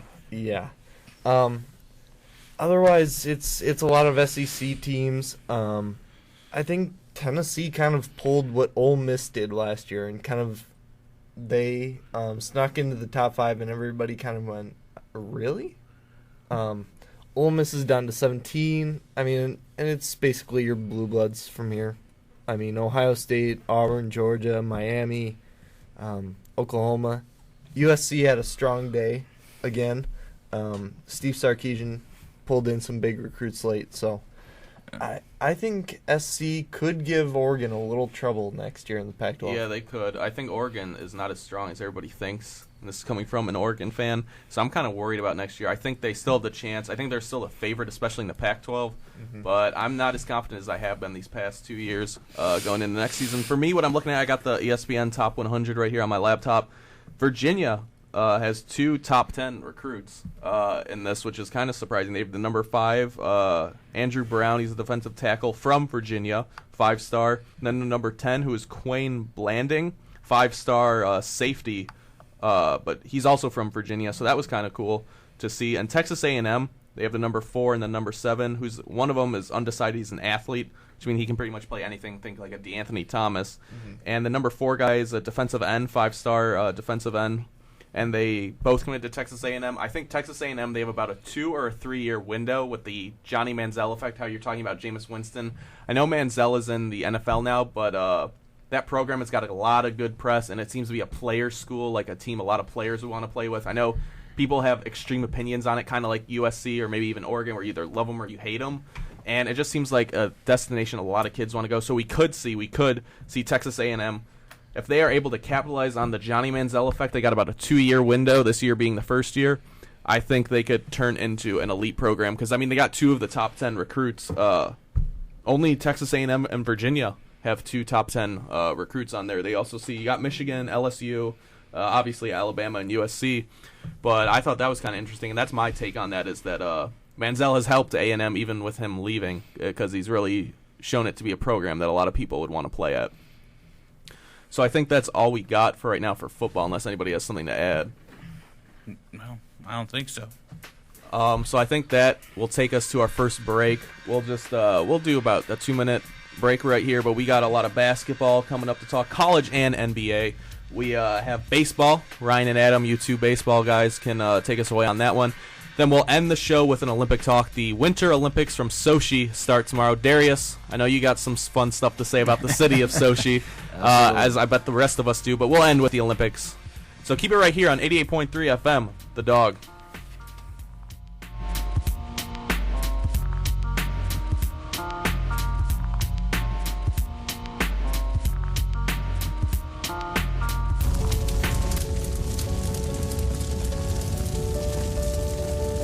A single ember that escapes from a wildfire can travel over a mile, carrying a world of trouble. It can land, ignite, and destroy your home and community. You can't control where that ember will land, only what happens before it does. With simple things like clearing areas around buildings, knowing community safe zones, and being prepared for wildfires, you could keep this from turning into this. Your home is better protected from wildfire when your whole community is prepared. Visit fireadapted.org for more tips on how to get started adapting your home and community to wildfires. A public service message brought to you by the U.S. Forest Service and the Ad Council. Just now, another kid dropped out of school. There's one every 20 seconds. Over 200 kids an hour. That adds up to nearly 5,000 kids every school day. If we do nothing, 3.5 million kids won't receive a diploma over the next 4 years. But there is someone who can change that. And that someone is you. United Way knows that kids who have a caring adult in their life are more likely to make it. So make a pledge.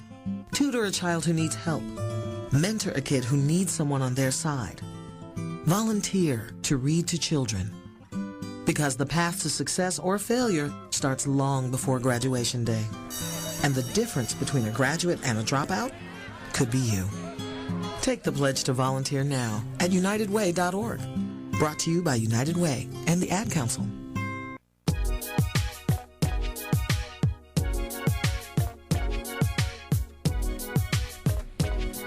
All right, welcome back to C4 Sports right here on 88.3 FM, The Dog. You can listen online at any time, like I know a lot of you are, at 883thedog.com. Did you guys know we now have a Twitter and Instagram that you can follow at 883thedog for both of them? We also have an app, don't we? Yeah, we do have an app. It's supposed Yeah, to be the shizzle, from what I hear. That's actually what I heard. Somebody told me it's the shizzle. Oh, really? Yeah, that not their words, not mine. That's a direct quote. That's an exact direct quote. So people. feel free to download that from the App Store. Once again, follow me at LManMatt93. Y'all can follow me at _Hawk_13. And you can, I'm Ryan. You can follow me at Mason_ILChief. I'm Adam, and you can follow me at NobodyFiner. E before I. Please, last time, people. And now we will get into a little bit of what? College basketball? we're Does doing- everyone start this off? We're doing college basketball. I'll just read off. We'll do the top 10 from, we'll do AP and USA Today is what I got pulled up. Syracuse, all the number 1 votes. Arizona dropped only to 2. Florida 3. Wichita State still undefeated at 4. San Diego State at 5. Villanova 6. Cincinnati 7. Kansas 8. Michigan State, there you go, Mark. They're 9. And then my boys, Go Blue, number 10 is Michigan, and both polls look pretty much the same. The only big difference is Wichita State is number 2 in the USA Today poll. And yeah, pretty much other than that, it's pretty similar. St. Louis is up, but they're not in the top 10. They're in the top 15, though, from what I see. Michigan's not 10. They dropped all the way to 16 in the USA Today poll. So I think what we're going to start out college basketball with is who do you guys think should be number 1? Because Syracuse has every single number 1 vote in both of these major polls. Sadly, I got to go with Syracuse right now. You know, they beat Duke in a very good game on this past Saturday. I really enjoyed watching that one. That's all I got to say, because y'all know I don't mess with them or Jim Boeheim. Even though Jim Boeheim just recently said that college hoops right now is the best it's ever been, and he's been coaching a long time, so I'm taking he must have some memory loss or something, because that's clearly not correct. I'm going to go against you a little bit. I know that you don't like Jim Boeheim. I know you said that he is an overrated. Yeah. But I'm going to agree with him on the comment, because you're seeing more mid-majors make a statement, and I don't think you saw that a lot earlier on, and I think that's what's making it great. I mean, you have San Diego State, you have Wichita State, you have St. Louis. I watched St. Louis's game this weekend. It mistakes me who they played, and it was a nail-biter, and St. Louis was pretty good. I'm picking them probably winning a couple games, maybe in the NCAA tournament. It depends on what their bracket looks like. But I'm going to agree with him best. It's probably the best. I love college sports, over college basketball over NBA, and we had this conversation a while back. The best team I'm going to say is Syracuse right now. I'd like to say Wichita State because I love mid-majors, but Wichita State hasn't beaten anybody. Right. That might change tonight because they are playing at Indiana State. They're 8-2 in the conference, and right now Wichita State's winning 7-0, so that tells you something right now. But I think they need to win a couple road games. I think in Evansville, they played them tough in the beginning, and then, Wichita State was at home, and it just went away from that. So I think they have to win those 2 games on the road, and then maybe they'll get that. I don't think they're a number 2 seed. USA is wrong on that one.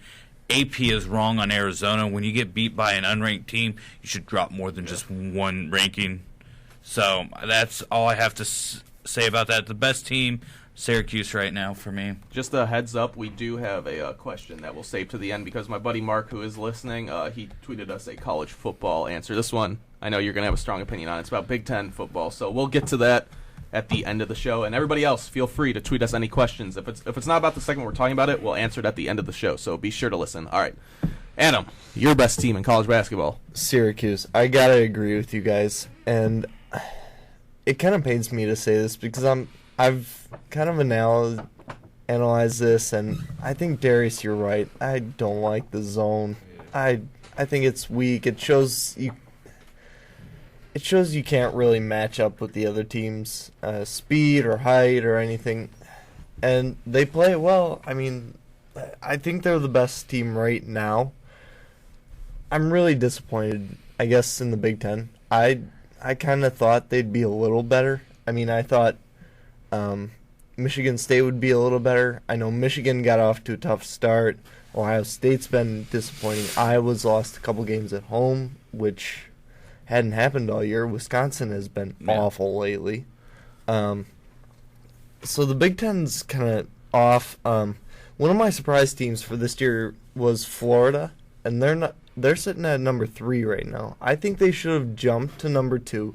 I totally agree with you. Arizona, if the voters really think that Arizona is the number 2 team and they only dropped them 1 spot, then there must be a huge difference in the voters' opinion on who the top 2 are compared to the rest. And I just kind of want to see someone kind of break that mold. Because, if you look at the USA Today poll, Arizona only dropped to number 3. They're one behind Wichita State. And I'm surprised because that lost to Cal. And I watched really the only full game I've watched of Arizona was that game they almost lost to Syracuse. They made a good comeback in the second half. But I still thought they probably should have lost that game. I've not been impressed with everything I've seen from Arizona. I think they might be arguably the most overrated program in the country. I haven't watched a ton of college basketball, especially outside the Big Ten. But I've not been impressed with what I've seen from Arizona at all. I am a bit disappointed in the Big Ten, but I do think regardless, because I know ESPN had a topic on one day they were debating was which is better, Big Ten or Big 12. I definitely think it's got to be the Big Ten. Oklahoma State has been a huge disappointment because I love Marcus Smart. I love their gym that they play in. You see it a lot on ESPN. I think it's the most underrated when it comes to toughest place to play. I think Oklahoma State is the most underrated place. They have a great atmosphere there, a great crowd. A real cool stadium, but Marcus Smart's been a bit of a disappointment. I was hyping him up all year, and every time I've seen him, he's let me down. Oklahoma State has been pretty disappointing. I thought they were going to be a Final Four team, but potential national champion. Don't know about that right now, but I really like what I've seen from the Big Ten. Michigan surprised me a bit. My Michigan Wolverines, I didn't think they were going to be that good, losing Tim Hardaway, who is balling in the NBA right now, and Trey Burke especially, who has had some health issues. But losing them, I didn't expect too much from Michigan. I thought they'd make the tournament, but I'm surprised they're sitting at 10 in the AP and 16 on the USA Today poll and really playing well and right up there with the Big Ten boys. A little disappointed in Michigan State, but I mean, it's to come. They've had injury problems. So I do think right now it's either Michigan or Michigan State is the best team in the Big Ten. I think those two are going to make deep tournament runs as well. Just looking at the list right here. Ohio State, I'm definitely real disappointed in. Aaron Kraft, who seems like he's a 7th-year senior. I swear I saw him in the 2004 NCAA tournament. But I'm a bit disappointed in him as well. I think he's overrated. I've said for years he is. He's a terrific defender. He can pass well, but it's just his athleticism and his scoring ability I don't see. And everybody hypes because they like his. He's traditionally my type of player. I'm looking at you, Darius. But I don't like him at all. Mainly because he goes to Ohio State, but I think he's overrated, and I think that team is a bit overrated. But I'm still disappointed in them. That said, I do think the Big Ten is still the best conference in college basketball, and when it comes down to it, I don't know. Who do I think the best team? I think you got to go Syracuse just because of the record. Wichita State, they did make the Final Four run last year, but it's still a little early in the season. Maybe if this was the end of the year and they had made it all the way, then put them at 2. But I still think it's early. Even in 3, I think is a bit. 4, I think they're good at 4 on the AP poll. Florida's sitting at 3 there. I like San Diego State, who only has 1 loss. They've had a couple disappointing for a couple years now. We heard, they're going to be the next powerhouse. They're going to be the next powerhouse. They've had disappointing years. Maybe this is the year they can break through. Because I know they got some solid players down there. Villanova has been quiet. Same with Cincinnati. Real disappointed in Kansas and Duke. I saw Duke lost the other night. That crazy game to Syracuse at that. I watched that one at the Carrier Dome, which set that record. That was a great game. I was happy to see Duke lose since I do like North Carolina, but I've been kind of disappointed in both those programs, though I think they maybe had unrealistic expectations coming into the season with such a young team. I want to go back to the Big Ten a little bit. I have been impressed with your Wolverines, especially going back 2 weeks ago when they beat Michigan State. Yes, sir. In Lansing. Yes, sir. And that was a very good game. I'm looking forward to that rematch because Michigan State did have 2 big injuries. Brandon Dawson and Adrian Payne were both out. They did not play. I like the I don't know his first name, but Walton Jr. from Michigan. I like that guy. The little mini frog guy. I don't.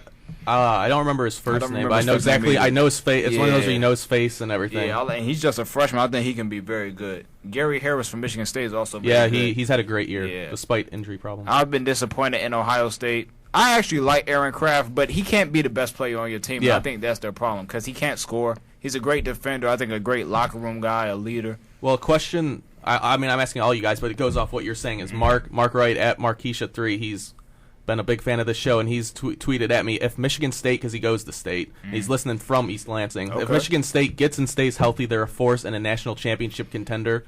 To work in what you were saying, do you guys agree with that, if Michigan State can take it all? Absolutely.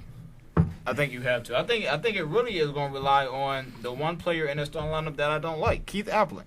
I think if he plays how he's been playing as of recent, well, basically this whole year, being a point guard first, I think it can work.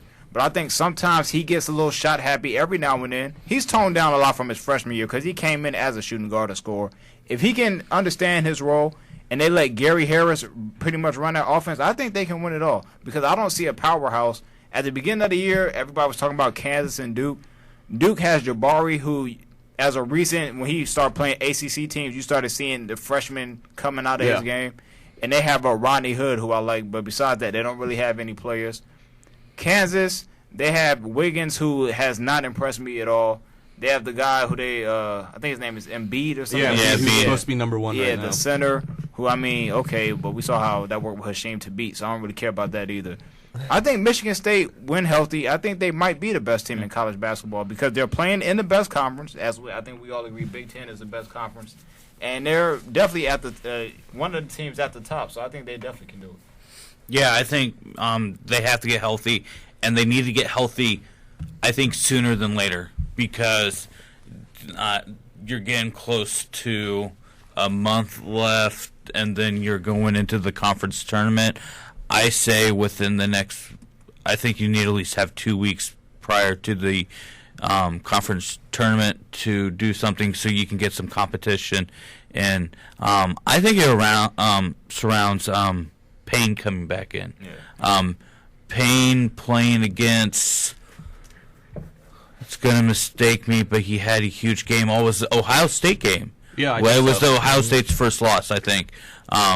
When Payne showed up with 2 monster dunks, is a key defensive player for them down low, inside. So I think Payne is probably the person they want to get back sooner, the quickest. Dawson also, a little bit, but I think they're looking more for Payne because Payne can go out and shoot a 3. I don't know how accurate he is with that, but I think they need to get healthy quick. I'm saying within the next 2 weeks. If not, if it's the week before or the conference tournament when you're getting those players back, you'll get a Sweet 16, but I don't see a Final Four, maybe even Elite 8 if you don't get those players back. I'm glad to hear that, Mark. Michigan State was my national champion pick before the season. Gary Harris was my player of the year pick. So, I definitely think they can do it. I think they have a solid lineup. I think they have a solid bench with Trice and Valentine can do so much. I just think they're probably the most complete team in the nation when healthy. So I think they can definitely make a run. Yeah, I don't see why they can't. That's been their issue all year is the health issue. Like you guys all said, if they're healthy, they're arguably the best team. They weren't my first choice. I don't think I had them in my Final Four, but they were definitely. I would have put them in my Elite 8. They'd probably be my number 5 of my Final Four. And I like what I've seen from them this year. Let me see what is up. My computer just went all the way down. But Michigan State, their current record is 19-3. So to have a 19-3 record with all the injuries they've had, I may be a Michigan fan, but I can admit that Michigan State is definitely a team to look out for when they're healthy. I don't think there's any question they're the best team in the Big Ten. Yeah. I do like Tom Izzo. I like him a lot. He seems like a real good guy. He's a terrific coach. I think a bit underrated because he only has one national championship. But I don't know if they're the best team. I probably would say, I don't know.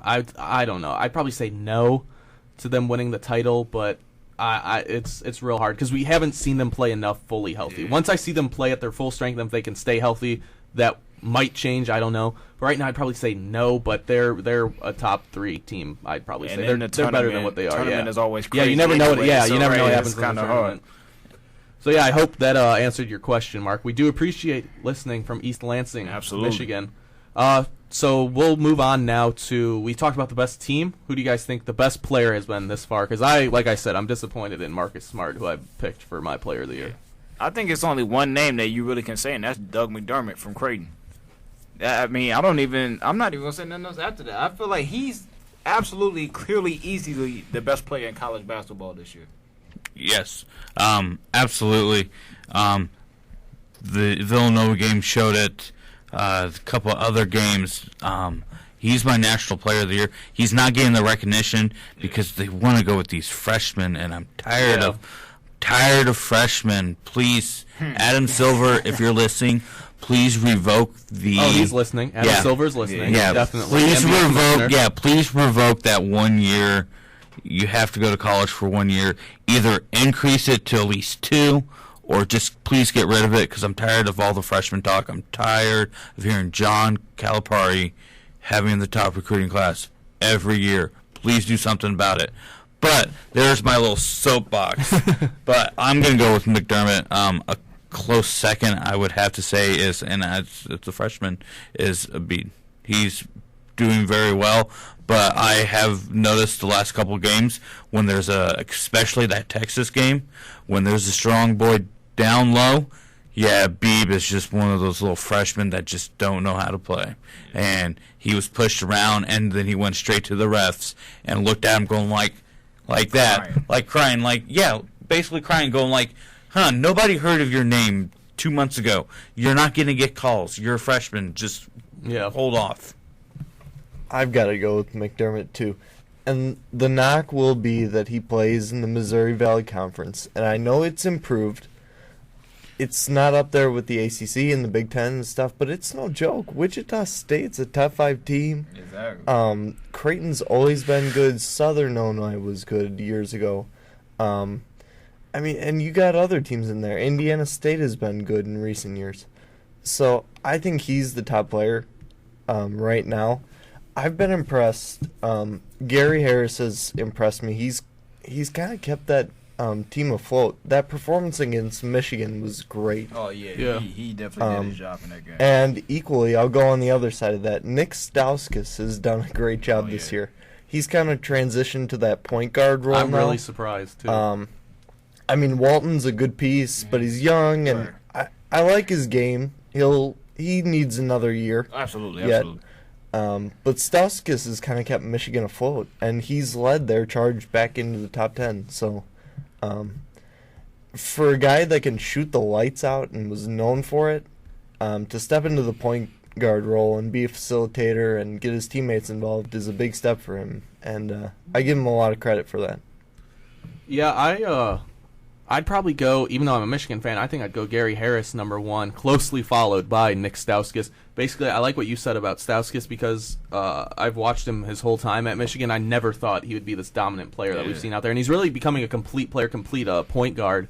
When up until this year, he's just been a three-point shooter. And so I'd probably say he's my most improved player. I know they don't give that out, but I'd definitely give that to him. He's been my surprise player of the year. But I think you got to go Gary Harris 1. Because of how the success Michigan State has had despite the health issues like we just talked about. And like you said, that Michigan game, he was straight balling. It was real good to get that win over the Michigan State team despite his great performance. From everything I've seen, he looks like he is the best player in college basketball, but I do think it's a close race. There's really no one player that stands out above the rest, like a Carmelo Anthony in 2003 or Kevin Durant in 2007. I'd probably say Harris 1, back-to-back, then Stauskas 2, closely followed at 3, I'd say McDermott at 3. And I do have some love for the the mid-major guys as well, because we had who I thought should have been at least a candidate last year, Nate Walters at South Dakota State. He was one of the nation's, I think his junior year he led the nation in scoring, I believe. And last year he was right up there, because I was at that game last year at Western Hall when we played South Dakota State and lost by like a point, and it was like the biggest crowd ever. That was pretty crazy, that game. I don't know if any of you guys were at that last year. It was because we were the two best teams. We tied. We were co-champions in the Summit League last year. And that game against South Dakota was a lot of fun to be at. That was an actual college basketball experience. The only one I've been to yet in my 2 years here, but that was a lot of fun. So I got to give those guys love. You know what's crazy is I'm looking at the Wooden Award watch list on ESPN, and Gary Harris isn't even mentioned in the top 10 or honorable mention. Wow. And the only player they have from Michigan State, they have Keith Applin mentioned as honorable mention. They have Nick Stauskas at 5. Embiid is at 6. I don't get that. C.J. Fair from Syracuse is at 4. I don't really like him. Jabari is 3. Nick Johnson from Arizona is 2. And then they have McDermott at 1. Okay. So I'm surprised Gary Harris. Somebody's not watching the basketball. I don't even know what's going on at ESPN. They caught up in that whole freshman thing. That's what it is. Yeah. It's crazy. I don't like he said, like Ryan said, they need to get rid. Silver needs to do something. And I might have to call him up, let him know. I know LeBron said he wants to talk to Silver. I personally do too. He needs to change some of the things up. You need to call LeBron and get Silver's number from him. Yeah, we might have to have like a group, teleconference, a little Skype session or something. Maybe that's what we need to do. All right, so I think we'll transition from one basketball to the other one. This is me and Darius. I know we definitely prefer this one. We got the NBA. We've had a lot of good action this season. It's been a very, very surprising season, to say the least. I know the Blazers have cooled off. I think they're 3-5 in their last 8 after sitting atop the West.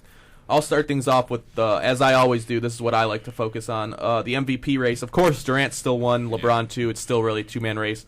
Nothing really different from last week other than Blake Griffin making the jump to 4. LaMarcus is still 3. Paul George drops to 5, which is a bit surprising to me. But, so what are you guys' take on this? I know we waited for you last week, Darius, to get back and talk about the All-Star team, because we'll talk about one do you think the starters are appropriate? I think I know what you're going to say. And 2, do you think the fans should be allowed to vote? Because it seems like people have one opinion or the other.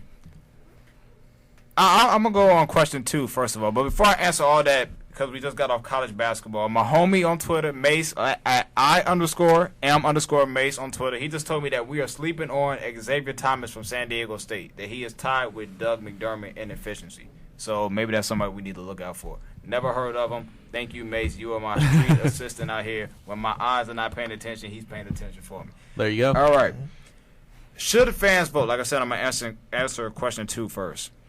I think fans should vote, but I don't think it should be 100%. I think they should have either a 75% or a 50%, and then let the other players vote on the starters. And the reason I say fans should vote is because the coaches have been getting some stuff wrong too, and they vote the reserves in, and they've been snubbing some people who should have been in, including this year. I saw you go on Twitter about that. Yeah, and I'm not really pleased with Lance Stevenson not making the All-Star team. I agree. My fantasy team agrees with you. Yeah, Joe Johnson is not an all-star. I don't really care what anybody has to say about it. He's averaging 15 points a game. And then in the West, Dirk made the team. He's averaging 21. I don't think he should have made it, though. DeMarcus Cousins, to me, is the best center in the NBA this year. Even though they suck, I think you still have to reward them. I don't like the conversation that we reward winning when we do the all-star team. Rewarding winning is called the playoffs. Yeah. Individual players is the all-star team. So DeMarcus Cousins should get in, and Kobe is going to sit out because he's hurt, and Chris Paul might too. So there's going to be some reserves that get in. Probably Goran Dragic is going to be one. He deserves it. Definitely. And it might be Anthony Davis. Either him or Cousins should make it. Now, question number 1 that you asked: do I feel the starters are correct? Well, I mean, Dwayne Wade shouldn't be an all-star to me. He sits out too many games. And if you're going to put him in and make him a reserve, he's going to make it regardless because the East is not good. So that's what I thought. I thought, I was like, he shouldn't be there, but then I was like, wait, who do you put you over can't really him? Put anybody in there. Kyrie Irving, a lot of stuff has come out about him recently as far as him not wanting to be in Cleveland, and his game is not, really where it should be. As I told people, if Derrick Rose was playing, no matter even if Rose had a good season or not, Rose would be starting because he would get more votes. So Kyrie kind of got there by default. Carmelo, even though they suck, he should still be a starter. And y'all know I don't really like him. But as far as the West, Kobe, of course, shouldn't be a starter, but nobody else is going to get those votes. Blake Griffin over LaMarcus Aldridge. Blake Griffin. Yeah, I'm not. I was happy that Kevin Love made it over Dwight Howard because I don't like Dwight. But I was like, okay, if y'all gonna vote for Kevin Love, y'all could have voted for LaMarcus. Yeah, he's having a better season, putting up MVP type numbers with MVP wins. So it's kind of confusing. But for the most part, I'm not really too upset at anything except the reserves, because usually the starters, like, I keep up with it. I know who's gonna be a starter before they announce it. Kevin Love did surprise me. And I'm also happy for Steph Curry. Steph Curry, I was happy that he was named the starter. Well, for me, I think I got one question for you before we open this up. Okay. What I was mad about, I think John Wall should be the starting point guard for the East based on his play. Do you think that Wall should be over Kyrie? I wouldn't be disappointed in that. Personally, and this is something that I just feel, which really don't have too much to do with this. I don't even think Wall, if we look a few years from now, I don't even think he's going to be the best player on that team. I really like Bradley Beal. I think Bradley Beal is going to be the leader of that Wizards team. Of course, Wall definitely is an all-star this year. And I can actually go with you on that. I think he should be a starter because Kyrie, everybody talks about, Kyrie Irving, great player, superstar in the making. And I'm like, first of all, the people who say this are the people who watch highlights on SportsCenter. They don't watch games. You make somebody fall with a crossover, and then everybody, he's the next big thing. Okay, he's nice for an all-star game. But look when he plays with the Cavaliers. There's a reason that they lose so much. He over-dribbles, and he doesn't like passing the ball. He doesn't make his teammates better, which is his job as a point guard. So, personally, I can't go with John Wall because the Wizards they beat some good teams this year. They just beat the Thunder. They ended their 10-game win streak last week. So, I can go with that. I can go with John Wall being a sick started. game that game, too. Yeah, so I can definitely go with that. All right, so Adam and Ryan, what are your thoughts on this all-star debate? I don't know what it is with voting because I think fans can get it right. I'm going to take it from my favorite sport, baseball, in which they usually get it right, and they get it right very well. And if they don't, the coaches change that very quick. They'll do something about it to correct it. I don't like Wade being there. I don't even like Bosch being a reserve. But the East is so weak that who are you going to put on the team to make it at least a little competitive? Exactly. I don't even think the game's going to be that competitive anyway. West is going to blow out. But I'm upset that you want to broaden the game, but you're going to get the elite, established people the starting jobs and the reserves. You're not going to bring in up and coming to show that there's other, like, this would be a great time for DeMarcus Cousins to be on the team to show the NBA and to show the United States and the world that Sacramento has an actually good player. They might do something few years down, but right as of right now, they don't have that right. They're not going to see that. And that's what sucks, is that you don't see a player that really deserves to be there, that's worked their butt off. And usually that happens with the reserves, and they've faltered. And another thing, baseball has also been great with the reserves. They've given, because like, it might not be the flashiest players, but they've deserved it because of how they played the year. And I think that's where the NBA falters, and that's why it's below college basketball to me. I couldn't agree more. I just think anything where there's an all-star game and such, I know it's kind of going to be a popularity contest, and I hate that part about it, because the guys who deserve to be there don't get it, and the guys who don't deserve it just get in on the popularity. I mean, you said it. D. Rose was healthy, he'd be the starting guard in the East. Dwayne Wade makes it. Bosch makes it. I think Griffin, I mean, he's had a good season. He's developed his game a little more. But I don't think he should be there. I think he put Love at the 4 and then Cousins at the 5 for the West. I just don't like it being as much of a popularity contest as it is. I think the biggest sham this year is that Lance Stevenson didn't make it on the East. Yeah, absolutely. I think he's one of the most, if not the most improved player in the NBA. You could throw in Cousins there. You could throw in Anthony Davis a little bit there. Yeah. But I just think it's a sham. I saw a stat that LeBron and Durant have 2 triple-doubles this year combined. Lance Stevenson has 4. Yeah. I mean, that's it's kind of like, it seems wrong to me. I just don't like it It's a at all. no-brainer of putting him on, but you're Right. just Yeah. totally As a like dumbfounded that Yeah. he's not. Right. As a fantasy owner of Lance Stevenson, I agree. He should be there directly. Joe Johnson off, Lance Yeah. Stevenson on. But for me, I guess my take on this is the All-Star game should be done like this. I think the fans are idiots. I've said this for years Yeah. since. I know he's your boy. I love him too. But Allen Iverson, I think it was 2010 the year he and made I the was All-Star about game. to bring It that was- up because No, and Yao Ming made it too, and Yao Ming played like one Absolutely. game. I'm happy you brought that up. But the way I look at it, the coaches or the executives, it should be or the players, a collaboration of all of them, should vote on every single player for the All-Star team because this is something that goes on guys' resumes. It goes on their legacies, how many All-Star teams you made, you know? Coaches and players should vote on everything. I think the fans, if anything, they should have one vote for each team, and it should be the snub vote. Who did the fans want to see of those snubs? Like a Lance Stevenson or somebody like that. Like the last, That's baseball, like Yes. the last Yeah. chance. Yeah, that's it. You have That's one all from the the fans you get. have one from the AL and one from the NL. Those were flipping my mind. That would be awesome. Yeah, that's what I think. They Fans need get to do one that. vote for conference. That's it. Because Yeah. I am sick and tired of seeing these NBA fans vote the Yao Mings who play 0 games, the Kobe Bryants he's played like 7. And if Derrick Rose, I'm surprised Derrick Rose. I was talking to my I roommate was Frost too, about yeah. it. He's like, wait, Kobe Bryant got in, but Derrick Rose didn't. I was like, that's the first thought that went through my head I was when I saw wondering the the same starters. exact thing. I thought Derrick Rose was going to be voted in, That's at least get more ridiculous. votes than what he got. That's what I think. So I think me personally, my last question for you guys is this: who is the best team? Because we know it's a 2-man race right now for MVP is LeBron I Durant. think it's a one-man race. I don't Really? think You don't Kevin even Durant think- by his alone. All right. Alone. I don't even think LeBron is with him right now. So who do you think the best team is then? Y'all go ahead and answer first. I need to think. Best team. I'm going to go with my preseason, and I'm going to go with the OKC Thunder. That might change when Westbrook comes back and see if he wants to have his ego come out and say, "You've had your 30 points for 10 consecutive games. Let me have some scoring opportunities." I think Westbrook. I forget who said it. I think it was Wilbon. Said it goes like, when Westbrook comes back, he needs to find his place, and it's in Durant's shadow, and he needs to realize that. I think that's going to be the key thing right there. I like Ibaka. And you said you had questions of their bench. Their bench is still young, but I like Lamb coming off the bench right now. I was wrong about that. They definitely played better And than what I thought they yeah, would do. and they're still young. And if you can just picture just next year getting more experience, it's going to be a lot better.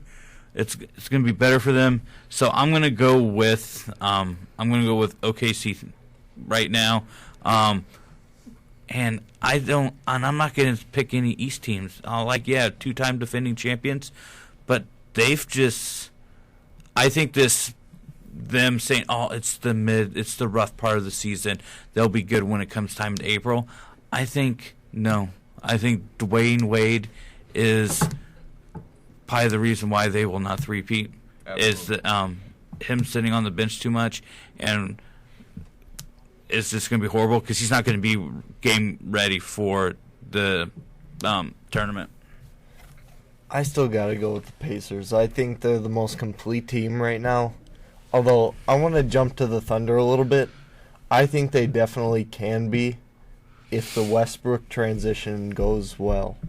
It's crazy that we talk about once a superstar, or very close to it, I mean an explosive point guard who's top 5 point guards in the league, comes back to an already great team and could make them worse off. It's just crazy, but it's possible. Yeah, I think for me right now it goes with my preseason pick, which was the Spurs. They are sitting second in the West at 35-13, and they really haven't been healthy this entire season. They've yet to be healthy, and they're second in the West with that 35-13 record. So I'm really excited to see what they can do when they are healthy, which I think will be the playoffs, because we all know how they handle their veterans over there in San Antonio. I still like the Pacers a lot. I still like Oklahoma City. I'm kind of mad at you right now, Darius, because you kind of made me change. I came in initially with OKC, then I changed it to San Antonio because you were talking about their bench. I still think that's a problem. Oh yeah, I Those think are it will two be in the things. playoffs. But they're I better agree right with now. I agree with you there. The bench could be a problem in the playoffs, and the Russell Westbrook thing, because Durant for a while his biggest enemy was Westbrook, solely because Westbrook would outshoot him. and it's been shown that can't happen in the playoffs. So what you all have said about Westbrook coming back, I think that's key, and I do think people are underplaying their bench because everything I've seen, their bench has played well, but Durant right now has put that team on his back and has carried them, and they've kind of beat up on a couple weak teams, though they do have a lot of quality wins in there as well. I'm not trying to take anything away from him, but I think Durant, I don't know if he'll be able to keep this up in the playoffs, especially. That's hard to do, and nobody's kind of done it yet. Not even Jordan has done a single-handed championship run, so he'll definitely need Westbrook back, and Westbrook can't outshoot him. He can't, and their bench needs to come through, and I've seen some spotty defense from them as well. And one more thing, I keep saying but Ibaka, he's got to find that offensive game. He's still struggling from last year's playoffs where he shot like 1 of 11 in that one game. I don't like his offensive game. It's too inconsistent. And he's a jump shooter. He's huge. He's a shot blocker and intimidator. Then when he goes on the offensive end, he just shoots mid-range jump shots. He has no post game. So I'm hesitant to say OKC despite their performance. I'm still sticking San Antonio 1, Indiana 2, OKC 3.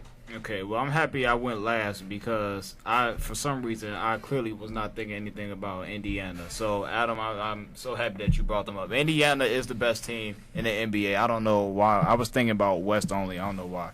As far as Russell Westbrook, I think that we, and not just us in this room, but everybody who watched this game, we have to be careful of not letting Kevin Durant's great play cloud our judgment. First of all, the only reason that Russell Westbrook was Durant's enemy was because Russell Westbrook has the mindset of being a great player, of being an alpha dog. And Kevin Durant, until this year, I didn't see that in him. He has the game. He's the second best player in the NBA. Yeah. No question. And Russ is not. That's just what it is. But Russell Westbrook had the mindset of when the time comes, I'm going to take the big shot, which I can understand because at the time I was like, oh, you're getting in Kevin Durant's way. But then as you start watching and you start looking back on some games in the past, you realize that they needed Westbrook. Remember when they played the Heat in the finals? Yeah. It was Russell Westbrook who went off for 44. It wasn't Kevin Durant. He was the one who went off. And they can't win a title without Russell Westbrook. That team is, playoff-wise, Kevin Durant might be able to get them to the finals. He might be able to do that by himself. But they can't win like that. Yep. I don't think Westbrook has to come back and play a secondary role. If you look at his numbers this year when he was healthy, he was playing the same way he plays, regular, great basketball. I think that what has to happen is Kevin Durant has to play the same way. So I don't think it's Westbrook's mindset that will change. It's Durant. Durant has to play the MVP way he's been playing when Westbrook is out. And I don't think Russ will have a problem. You don't think he has to take less shots, though? I don't think he does because I think they need those shots.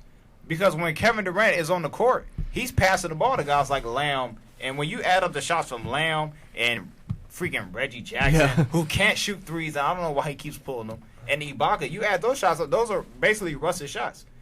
And Kevin Durant is shooting, I want to say that he's shooting a lot more than what he was before. He's shooting a lot more. He's shooting a lot more, maybe some of the games, but I think he's been efficient. And then he's trying to get his teammates involved. I mean, I remember that game versus Miami. Derek Fisher hit like 5 threes. Yeah. Like, that's usually Westbrook's role. So I think Durant has to basically say and continue to understand this is his team. They're going to go as far as he goes.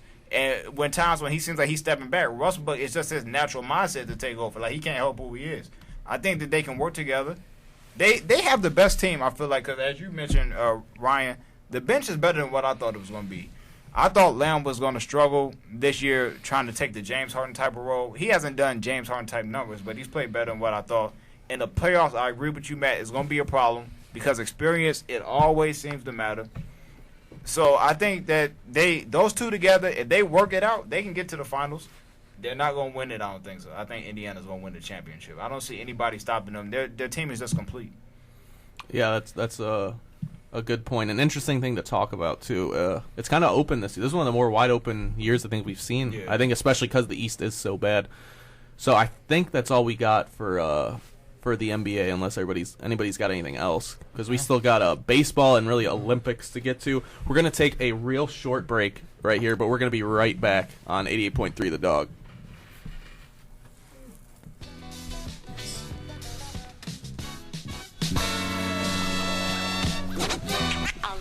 Ali.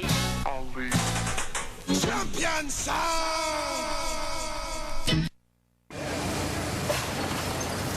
When I grow up, I want to be a new pair of blue jeans.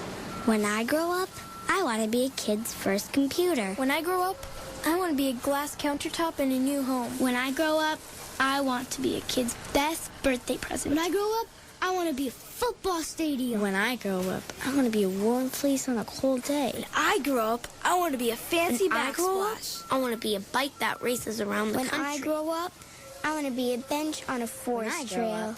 I want to be a rocking chair on a sunny porch. I want to be a skyscraper. I want to be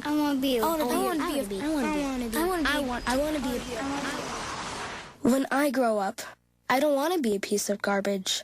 And if you recycle me, I won't be. Give your garbage another life. Recycle. Learn how at iwanttoberecycled.org. A public service advertisement brought to you by Keep America Beautiful and the Ad Council.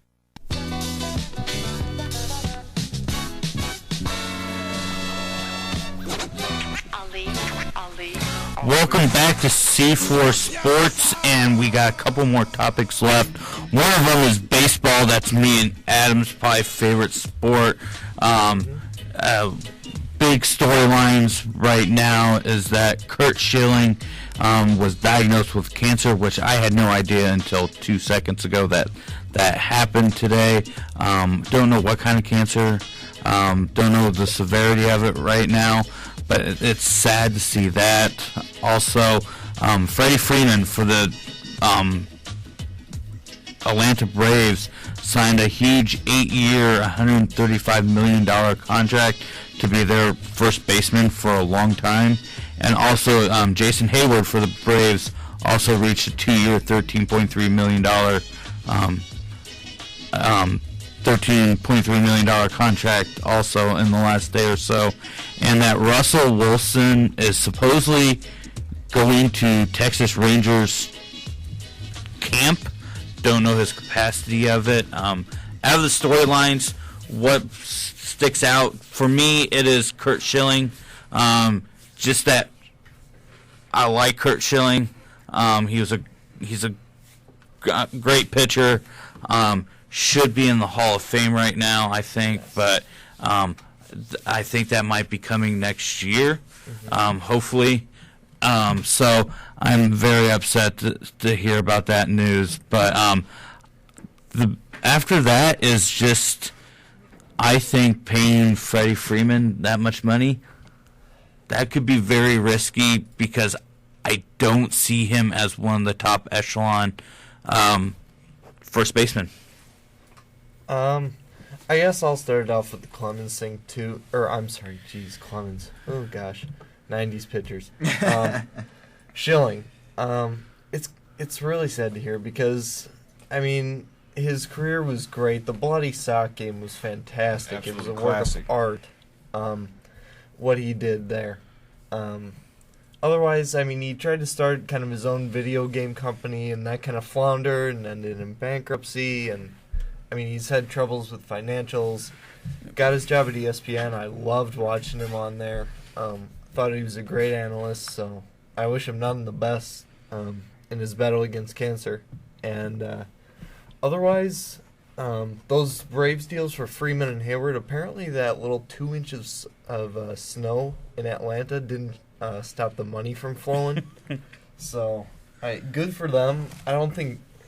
I like to look at the Hayward deal because we thought, coming from him about 3 years ago, that he was just going to be this corner outfielder that was going to dominate. Yeah, that's what I thought. I loved Jason Hayward. I don't watch much baseball, but that was my boy for a while. Yeah, I remember his rookie year. He went crazy. Yeah, I mean, a sweet swinging lefty who plays a corner outfield, can hit for power, average, and he's been lackluster. So we'll see if he wants the big money, he's going to have to put up numbers. Otherwise, the Russell Wilson talk, going to Rangers spring training camp. He's going as a spectator. That's it. Yeah, I think so too. I think Seattle is going to intervene in that.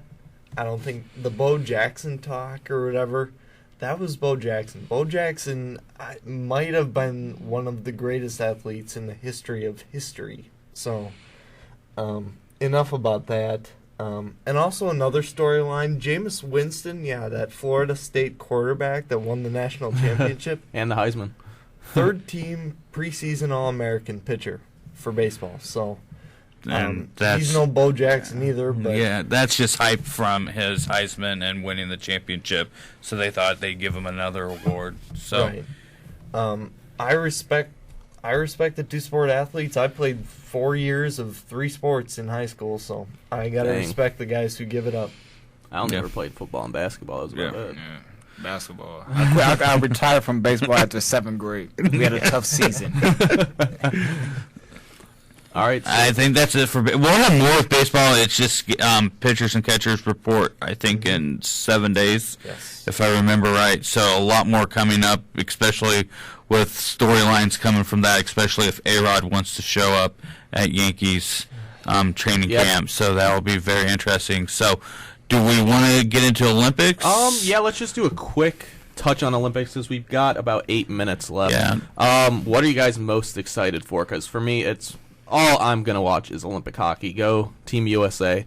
I'm watching as much as I can. It'll be a lot of fun to watch. I'm excited. I'm real excited for that. The Winter Olympics. I'm more Summer Olympics guy other than the hockey. I'm most looking forward to somebody embarrassing himself because I don't watch the Winter Olympics, so the only way I'm going to know about what's going on is if it's like on Around the Horn or PTI or highly questionable. So, I mean, I don't want anybody to get hurt because I know, it's a lot of snow. You can break a leg or something. I don't want that to happen. But let's just say, you're ice skating and you, try to do something fancy and you fall. That's, just help the kids out. Support laughter. Laughter is good for the soul. So go ahead, somebody do that, and that's what I'm looking forward to. I am looking forward to every part of it. I'm just hoping for no injuries. There's been an injury already in slopestyle for a guy that was going to compete for a medal. In 2010, somebody one of the luge athletes was killed, and that was in training a couple days leading up to it. So I'm just hoping nothing of that. I don't think it's going to – I'm ready for hockey, but I don't think it's going to be a story of the sports. I think it's going to be – and I'm going on the political side of this. I think it's going to be more of a terror threat. I think that's a huge – Southern Russia. Yeah, that's a huge possibility. I hope not, because that would just put a dim part of it. But I'm also going to go poor, stupid Russia and their economies. Probably the greatest thing seen was, and I don't know how this is humanly possible because there's no way I would ever want to do it, toilets. Double toilets without a barrier in between and one place for toilet paper. So one person will have to reach over the other to get toilet paper if both of you are using it. Hopefully the guy code goes into that effect also, and that when there's one taken, both are taken. So, and that's all I've heard is that economies are horrible. Reporters are just having a hard time, and they've spent $50 billion for this. The scene looks awesome right now. I'm ready to see it. The venues look awesome, but I heard there's just so many flaws that they spent money in wrong places. That's Russia for you. So I'm hoping that it's about sports, but I just have this bad feeling that it's not going to be. I have a feeling that it's going to turn into breaking news, and I hope I'm wrong. I hope you're wrong, too. I mean, you don't want to go back to 72 in Munich and the terrorist threats there and such. I'm actually looking forward to this. Some high-profile snowboarders and skiers for the Americans have gone out with injury. Lindsey Vonn with her knee and such. And now Shaun White is dinged up a little bit. He jammed his wrist in practice this week and said he was dropping out of the super pipe event. Yeah. He's only going to focus on the half pipe. He doesn't want this injury to impact Olympics down the road. Yeah. And I'm thinking Shaun White's been around for a little while. I watch a little bit of the X Games, and Shaun White's been around. He's been in, I think, every single one. Yeah. And he dropped. He was kind of in and out of that, and he eventually pulled out of it at the last minute. So I just think Shaun White was so much liked, and now he's kind of doing this, I'm going, but no, I'm not. And he's kind of just so uncertain. He's kind of playing with everybody who's into that's emotions. I don't like that. I hope he does well. He better do well for me. On another note, it's on the women's side of snowboarding, Gretchen Bleiler, my girl, easy on the eyes. Don't want to pull a Musburger here, but gorgeous girl. It's her last run at the Olympics. It was her last run this year at the X Games. I hope she goes out with a medal. All right, so the Olympics, if you don't know, start tomorrow from Sochi, Russia. That's quite the wonderful place to hold the Olympics. Don't drink that water out there. Yeah. The only place that's going to be better is Dubai 2022 for the World Cup. Yeah. One quick question I think we have time for. I saw today that the IOC committee wants to maybe pay the athletes that come over. And I'm okay with that. I think the professionals don't have to worry about it too much. But those amateur athletes, I don't know how much, but it would help with like traveling costs because I saw a story that it took for a family of 3 to get over there and spend the 10 days over there, it was going to cost the family $70,000 to be over there with traveling expenses and everything just to see their daughter perform in a couple events. So I think that could help out. Don't know how much money that they're going to give them, but I like seeing that a little bit because a lot of them are amateur athletes. You got to think about that. It's not professionals going over there. A lot of them are amateur. And before we leave, we're going to go back real quick to college football. Like I told him before, at Marquisha3, he tweeted, I know I'm biased, seeing as he's an MSU student, but can they compete in a year with one loss when they did not have a sound quarterback under center?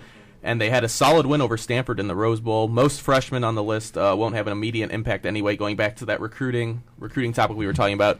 Before we sign off with these 2 minutes left, what do you guys think of Michigan State football this upcoming year, to answer Mark's question? I thought Connor Cook impressed me at the quarterback spot, so I think, I'm not sure what he is. I want to say he's a sophomore. Not sure on that. I think he can be a good piece. I think Michigan State's always going to have a solid running game, and they're going to play defense. And I love that. It works in the Big Ten. It frustrated the heck out of Ohio State. I hope Michigan State does well. I'm happy D'Antonio stayed because I know Texas wanted him. And if Alabama ever let Saban walk, or if he walked himself, they would want D'Antonio. So I think continuing success for MSU. I think so too. But I think Ohio State's going to be a different team next year. Maybe I still don't like Ohio State, but I think Michigan State's football is getting better and better. And I think this next year might be a question mark because I think you need to get a little bit of passing game going along with the running game because they'll be great with running game, but I think they need a passing game, and maybe they'll work on that over the off season, and maybe your buddy up there can talk to D'Antonio and say that to him. Yeah, talk to D'Antonio. Yeah, D'Antonio, ever since he's been there, really, they've seemed to, really focus on being a very good football team, so I have no reason to believe that they'll stop in that progress. Yeah, I think Michigan State's probably the best team coming out of the Big Ten for next year. Either them or Ohio State. I don't have too much confidence in my Michigan Wolverines. I've been very disappointed with them since that Sugar Bowl win back in, I think it was 2011. Yes. So there you go, Mark. I said it on air for everybody to hear. I think Michigan State is the favorite coming out of the Big Ten next year. And with that one, that's our show. Thank you to everybody tweeted in, especially you, Mark, and Darius, your eyes over there over the Twitter sphere. We see you. I appreciate it. So this is our first full show of C4 Sports. We're making your hump days and your weeks better this semester. Clever. Follow the suit of Mark and everybody else who tweets at us. I am at LManMatt93. I am at NobodyFinder. I'm at Mason _IL Chief. And I am at _Hawk_13. So there you go. We are signing off for the night. Thanks for listening to C4 Sports right here on 88.3 FM The Dog. Urban is coming up next. Don't touch that dial.